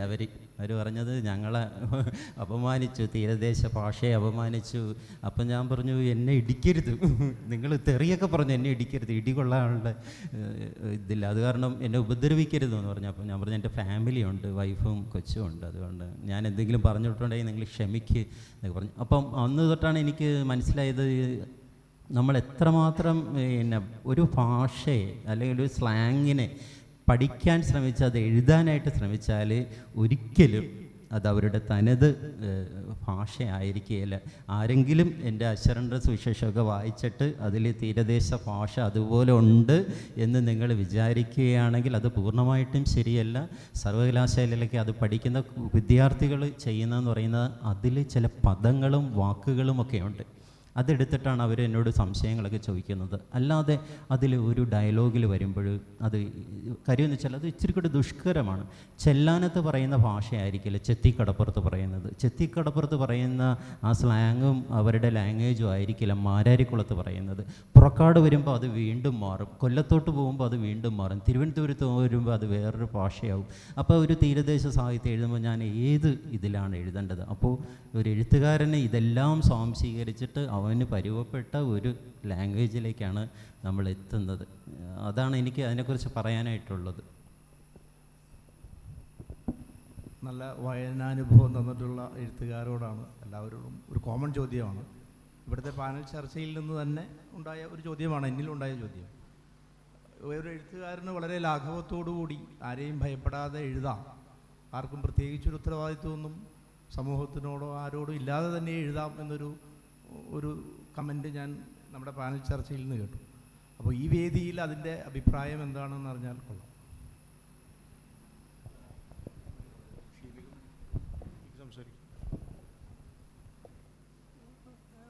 ഒന്നുകൂടി ചോദിക്കാമോ? എഴുത്തുകാരന് എഴുതുമ്പോൾ ഒന്നിനെയും ഭയപ്പെടേണ്ട, വളരെ ഫ്രീ ആയിട്ട് എഴുതാം. മുൻധാരണകളോ അല്ലെങ്കിൽ ആരെയും ഒരു സബ്ജക്റ്റീവായിട്ടൊരു ഭയമില്ലാതെ എഴുതാം,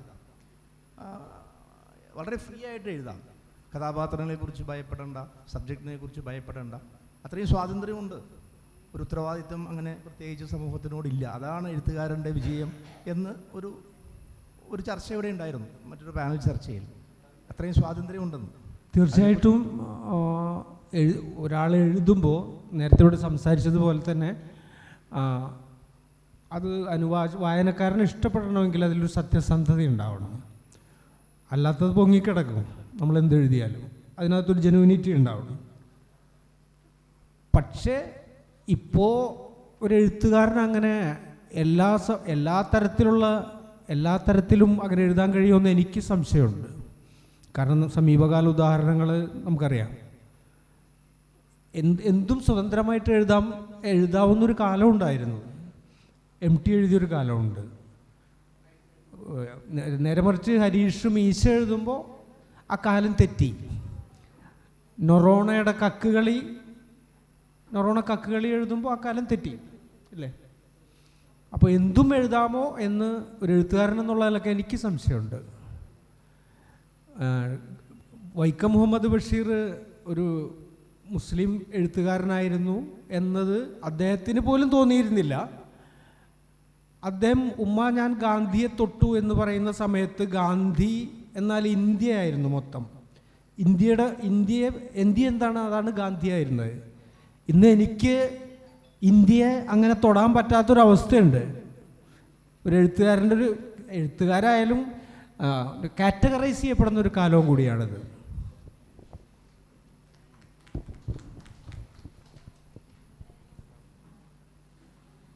നമസ്കാരം സാർ, എൻ്റെ പേര് വിഷ്ണു, ഒരു കോളേജ് അധ്യാപകനാണ്.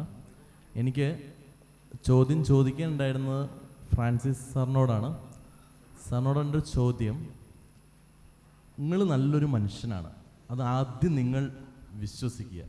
നിങ്ങളുടെ നിഷ്കളങ്കതയെ, നിങ്ങളുടെ വായനാ ലോകത്തെ ഇഷ്ടപ്പെടുന്ന ഒരു കൂട്ടം മനുഷ്യർ ഇന്ന് മലയാളികളായിട്ട് ഇവിടെയുണ്ട്.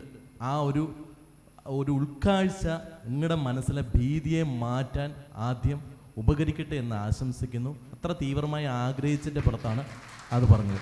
ഇത് ആ കൈയടിച്ചതിൽ ബഹുഭൂരിപക്ഷവും എൻ്റെ വിദ്യാർത്ഥികളാണ്. അവരത് കൈയടിക്കണമെങ്കിൽ അവരുടെ മനസ്സിൽ തട്ടി തന്നെയാണ്. അത് നിങ്ങൾക്കുള്ളൊരു കോംപ്ലിമെൻ്റ് ആയിട്ട് സാർ എടുക്കണമെന്ന് വിനീതമായി അഭ്യർത്ഥിച്ചുകൊണ്ട് ചോദ്യത്തിലേക്ക് കിടക്കുകയാണ്. ഈ അടുത്ത കാലത്ത് ഞാൻ വായിച്ചൊരു കഥയാണ്, സാർ ഇവിടെ പറഞ്ഞു വന്നപ്പം വന്നു, ബഹിരാകാരം. ഞാൻ ഡിപ്പാർട്ട്മെൻറ്റിൽ നിന്ന് ധൃതി പിടിച്ച് വേഗം ഓടിപ്പോയി സെൻട്രൽ ലൈബ്രറി പോയി എന്താണ് ബഹിരാകാശത്തെക്കുറിച്ച് പറയാൻ പോകുന്നത്, സുനിത വില്യംസ് ബഹിരാകാശത്ത് പോയതിനെക്കുറിച്ച് പറയാൻ വരുന്നല്ലോ എന്ന് കരുതി ചെന്നതാണ്. കഥ വായിച്ചു നോക്കിയപ്പോൾ ഒന്നും ബഹിരാകാശം ഇല്ല, ബഹിരാകാരമാണ്. ഒരു വീട്ടിൽ നടക്കുന്ന സംഭവങ്ങളാണ്. അതായത് കാലികമായി ഉണ്ടാകുന്ന സംഭവഗതി വികാസങ്ങളെ ഒരു കഥയുടെ തലക്കെട്ടായി ഉപയോഗിക്കുമ്പോൾ കൂടുതൽ വായനക്കാരെ ആകർഷിക്കാൻ സാധിക്കുന്നുവെന്ന് അങ്ങ് കരുതുന്നുണ്ടോ? അതാണ് എനിക്ക് അങ്ങയോടൊരു ചോദ്യം. ഏറ്റവും ഒരു ഡിഫിക്കൽട്ടായിട്ടുള്ള ബുദ്ധിമുട്ടേറിയ ഒരു കാര്യമാണ് ഈ കഥ എഴുത്ത് എന്ന് പറയുന്ന പ്രോസസ്സിൽ തലക്കെട്ടിടുക എന്നുള്ളത്. എഴുതി കഴിഞ്ഞതിന് ശേഷമാണ് തലക്കെട്ട് രൂപപ്പെട്ട് വരുന്നത്. ഞാൻ അതിനു വേണ്ടിയായിരിക്കും കുറേ സമയം ചെലവഴിക്കുന്നത്. നമ്മളൊക്കെ അറിയാം, എൻ്റെ പേര് ഫ്രാൻസിസ് നൊറോണ, ഞാനല്ല, മറ്റാരോ ഇട്ട ഒരു പേരും ചുമന്ന നമ്മൾ നടക്കുന്നത്. നിങ്ങളെല്ലാവരും അങ്ങനെ തന്നെയാണ് നടക്കുന്നത്. അപ്പോൾ നമ്മൾ മനസ്സുകൊണ്ട് രൂപപ്പെടുത്തിയ ഒരു സാധനം, അതിന് നമ്മളൊരു പേരിട്ട് കൊടുത്താൽ ജീവിതകാലം മുഴുവൻ ഈ പേരും ചുമന്ന കഥ നടക്കണം. അപ്പോൾ അത് ആപ്റ്റായിട്ടുള്ള ഒരു തലക്കെട്ട്, അല്ലെങ്കിൽ ആ കഥ കുറേ കാലം കഴിയുമ്പോൾ എഴുത്തുകാരനെ നോക്കി പിരാകും. എത്ര മനോഹരമായ ഒരു ആകാരമാണ് എനിക്ക്, നീ മോശം ടൈറ്റിലാണോ ഇട്ടതെന്ന് ചോദിക്കുക. അതുകൊണ്ട് തന്നെ അതിനോട് വല്ലാത്തൊരു ഈ ടൈറ്റിൽ ഇടുക എന്നുള്ളത്. ഇപ്പം എൻ്റെ പുതിയ നോവലിന് ഞാൻ അവളകോന്നാണ് ഇട്ടത്. പക്ഷേ അത് ഭാഷാഭൂഷണിയിൽ കണ്ടശ പ്രസിദ്ധീകരിച്ചപ്പോൾ ഗോപ്യോ എന്നായിരുന്നു ടൈറ്റിൽ. ഭാഷാഭൂഷണിയിൽ നിന്ന് അത് എടുത്തിട്ട് വീണ്ടും അതിനകത്ത് ഒരുപാട് കാര്യങ്ങൾ ചെയ്യണമെന്ന് തോന്നി. അത് എഴുതിയും തിരുത്തിയും ഒക്കെ വന്നു കഴിഞ്ഞപ്പോൾ 1.5 വർഷം വീണ്ടും കടന്നുപോയി. പക്ഷേ ആ ഗോപ്യോ എന്ന് പറയുന്ന ടൈറ്റിലിന് മാഞ്ഞു പോയി. പിന്നെ അവളകം, അവളുടെ ഉള്ളകം, അങ്ങനെ വന്ന ഒരു ടൈറ്റിലാണ്. ശരിക്കും ഞാനൊരു നിഷ്കളങ്കനാണെന്ന് പറഞ്ഞ് അപ്പോൾ അതിന് അടിവരയിടുന്ന പോലെ തന്നെ സംസാരിക്കേണ്ടി വരുമെന്ന് തോന്നുന്നു. കാര്യം ഇതെനിക്ക് എവിടുന്നോ കിട്ടുന്നതാണ് ഈ ടൈറ്റിൽ. ഞാനല്ല, എനിക്ക് ഏതോ ഒരു ഉറവയിൽ നിന്ന് കിട്ടുന്നതാണ്. ഞാൻ നിഷ്കളങ്കനാണോ എന്ന് ചോദിച്ചാൽ എനിക്ക് ഉത്തരമില്ല. പക്ഷെ ഞാനൊരു ബലഹീനനായ ഒരു മനുഷ്യനാണ്. അങ്ങനെ ഒരു ബലഹീനനായ ഒരു മനുഷ്യനായിട്ട് തന്നെ ഞാൻ മരിക്കും. ആര് പറഞ്ഞാലും എനിക്കെൻ്റെ ബലഹീനതയെ മറികടന്ന് പോകാൻ പറ്റില്ല. അത്രയ്ക്ക് ഒരു അങ്ങനെ ആയി പോയി. ഇനി അത് തിരുത്താനൊന്നും പറ്റില്ല. ഞാൻ എങ്ങനെയാണോ അങ്ങനെ തന്നെ മരിക്കും. പിന്നെ മരിച്ചു കഴിയുമ്പോൾ അമ്മച്ചിയെടുത്ത് പറഞ്ഞിട്ടുണ്ട്, അമ്മ വിഷമിക്കരുത്, എന്നെ പള്ളിയിൽ കൊണ്ടുപോയി കുഴിച്ചിടരുത്, എന്നെ കത്തിച്ച് കളയണമെന്ന് പറഞ്ഞിട്ടുണ്ട്. അങ്ങനെ ഒരു റിക്വസ്റ്റ് നടത്തിയിട്ടുണ്ട്. നിഷ്കളങ്കനല്ല ഞാൻ ബലഹീനനാണ്. എൻ്റെ ബലഹീനത തന്നെയാണ് എൻ്റെ കഥകൾ. നല്ല വാക്കുകൾക്ക് നന്ദി. എൻ്റെ ഉള്ളം തൊട്ട് ഒരു സന്തോഷവും ഉണ്ട്. ഇത്രയും ആൾക്കാർ കൂടി നിൽക്കുമ്പോൾ അയാൾ എന്നെക്കുറിച്ചൊരു നല്ല കാര്യം പറഞ്ഞല്ലോ എന്ന് പറഞ്ഞൊരു കുഞ്ഞു സന്തോഷം. അതും ഈ കോളേജ് കുട്ടികളുടെ മുന്നിൽ. അപ്പോൾ അങ്ങനെ ഇത്തിരി ഒരു അതെനിക്ക് ഒതുക്കി വെക്കാനും പറ്റുന്നില്ല. Thank you sir, thank you so much. ബലഹീനത തന്നെ ഇഷ്ടപ്പെടുന്നു. ഒരുപാട് സന്തോഷം, താങ്ക് യു. ഒരൊറ്റ സംശയം കൂടെയുണ്ട്. ഇദ്ദേഹത്തിൻ്റെ ചോദ്യത്തിന് PF റഫീഖ് മാഷ് നൽകിയ ഒരു സംശയം മറുപടി എന്ന നിലയിൽ മറുപടി ചോദിച്ചപ്പോൾ എനിക്കുണ്ടായൊരു സംശയമാണ്. അപ്പം എസ് ഹരീഷിൻ്റെ കഥ, ഇപ്പം മോദാസ്തുതനായെങ്കും വസിപ്പൂ മല പോലെ എന്ന് പറയുന്ന കഥ, അല്ലെങ്കിൽ കക്കുകളി എന്ന കഥ, ഈ കഥ കാലം തെറ്റി വന്നിരിക്കുന്നു എന്ന് അങ്ങ് അഭിപ്രായപ്പെട്ടല്ലോ. ഇപ്പം വാസ്തവത്തിൽ ഇത് കാലികമാകുന്നില്ല ഈ കഥ. അപ്പം മോദാസ്തുതനായെങ്കും വസിപ്പൂ മല പോലെ എന്ന കഥയ്ക്ക് ഇക്കാലത്തും വലിയ പ്രസക്തി ഉണ്ടാകുന്ന വലിയൊരു രാഷ്ട്രീയത്തെ ഈ കഥ ചൂണ്ടിക്കാണിക്കുന്നില്ലേ? അത് ആ കാലഘട്ടത്തിൻ്റെ മാത്രമല്ല, ഈ കാലഘട്ടത്തിൽ അത് അന്നത്തേക്കാൾ കൂടുതൽ കാലികമായി മാറുന്നില്ലേ എന്ന് ഇപ്പം ഹരീഷ് മാത്രമല്ല ഇപ്പം സന്തോഷ് ചേച്ചിക്കാനം മാഷ് ഉൾപ്പെടെ പലരുടെയും കല, പന്തിഭോജനം ഉൾപ്പെടെയുള്ള കഥകൾ ഇങ്ങനെ ഒരു പ്രത്യേക പ്രവണതയെ കാലികമായി മാറ്റിയെടുക്കുന്നില്ലേ എന്നാണ് എൻ്റെ ഒരു ചോദ്യം. തീർച്ചയായിട്ടും ഈ കൃത്യമായിട്ടുള്ള ഉന്നമുള്ള കഥ തന്നെയാണ് മോദസ്ഥിതനായങ്ങ് വസിപ്പൂ മല പോലെ.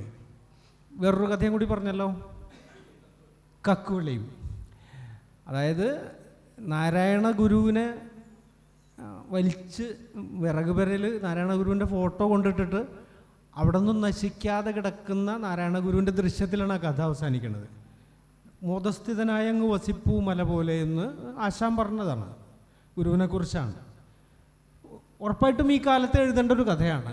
ബ്രഹ്റ്റ് പറഞ്ഞ പോലെ, ബ്രഹ്റ്റിനോട് ചോദിച്ചു ഇരുണ്ട കാലത്ത് പാട്ടുകൾ ഉണ്ടാവുമെന്ന് ചോദിച്ചപ്പോൾ ബ്രഹ്റ്റ് പറഞ്ഞത് ഉണ്ടാകും, ഇരുണ്ട കാലത്തിൻ്റെ പാട്ടുകൾ ഉണ്ടാവും എന്നാണ്. ഞാൻ പറഞ്ഞത് ആളുകളെ ഭയപ്പെടുത്തുന്നു. ഇപ്പോൾ കക്കുകളി പോലൊരു കഥ ചിലപ്പോൾ ഇനി നൊറോണ ആലോചിക്കുമ്പോൾ രണ്ട് വട്ടം ചിന്തിക്കും. ഹരീഷ് മീശ പോലൊരു സംഗതി ആലോചിക്കുമ്പോൾ 1-2 വട്ടം ചിന്തിക്കും. നമ്മൾ ഒരുപാട് കാലമായിട്ട് കേൾക്കുന്നൊരു ബോംബാണ് MTയുടെ നിർമാല്യം ഇപ്പം ചെയ്താൽ നാട് കത്തും എന്ന്. ഇതിങ്ങനെ പറഞ്ഞ് ആളുകളുടെ തലച്ചോറിൽ കയറ്റി വെച്ചേക്കുന്നൊരു സാധനമാണ്. എഴുത്തുകാരൻ എല്ലാ കാലത്തും കാലികമായിട്ട് തന്നെയാണ് എഴുതുന്നത്. അയാൾ സത്യസന്ധമായിട്ട് എഴുതേണ്ടിയിരിക്കുന്നു, എഴുതണം, അല്ലെങ്കിൽ ഒരിക്കലും ആ എഴുത്ത് നിലനിൽക്കില്ല. അപ്പോൾ ഞാൻ കക്കുകളി എഴുതി കുറേ ദുരനുഭവങ്ങളും ബുദ്ധിമുട്ടുകളൊക്കെ ഉണ്ടായിട്ട്, പക്ഷെ ഞാൻ അവിടെ കൂടെ നിർത്തിയില്ല. അതിൻ്റെ ഒരു വിപുലമായ ഒരു നോവൽ മുടിയറകൾ എഴുതിയിട്ടാണ് അതിൻ്റെ ഒരു തുടർച്ച ഉണ്ടായത്. തീർച്ചയായിട്ടും PS റഫീഖ് പറഞ്ഞ പോലെ ആശങ്കയുണ്ട്, പക്ഷേ നമ്മൾ അതിജീവിക്കും. നമ്മുടെ സമയം 2 മിനിറ്റിലാണ്. ഇനിയിപ്പോൾ കൂടുതൽ ചർച്ചയ്ക്ക് യാതൊരു സാധ്യതയില്ല. അപ്പോൾ കഥ ഓരോ എഴുത്തുകാരൻ്റെയും അകത്ത് നിന്ന്, ഉള്ളിൽ നിന്ന് എങ്ങനെ ഉറവകളായിട്ട് പുറത്തേക്ക് വരുന്ന കഥകളെ എങ്ങനെ വായനക്കാർ എന്ന നിലയ്ക്ക്, സഹൃദയർ എന്ന നിലയ്ക്ക് നിങ്ങളുടെ അകത്തേക്ക് അത് കയറിക്കൂടുന്നു. മറ്റൊരു സന്ദർഭത്തിൽ, മറ്റൊരു ജീവിതഘട്ടത്തിൽ വെച്ച് ആ കഥ നമ്മുടെ അകത്ത് ഇപ്പോഴും എങ്ങനെ പ്രവർത്തിക്കുന്നു, അതെങ്ങനെ സാമൂഹ്യപരമാകുന്നു, അതെങ്ങനെ രാഷ്ട്രീയപരമാകുന്നു, അതും കൂടി ഈ അവസാന ചോദ്യങ്ങളുണ്ടായി. എന്തായാലും കഥയുടെ ജീവിതമാണിത്. ജീവിതം വിട്ടുപോകാത്ത കഥകൾ ഇനിയും ഉണ്ടാകട്ടെ. ഒരുപക്ഷെ വാനപ്രസ്ഥവും മൂന്നാമതൊരാളും അങ്ങനെ കടൽക്കരയുമൊക്കെ ഇപ്പോഴും വായനക്കാരുടെ അകത്ത് മതിക്കുന്നുണ്ടാകണം. കഥയുടെ ജീവിതത്തിൻ്റെ കഥയും ഒന്നു തന്നെയായതുകൊണ്ട് നന്ദി, നമസ്കാരം.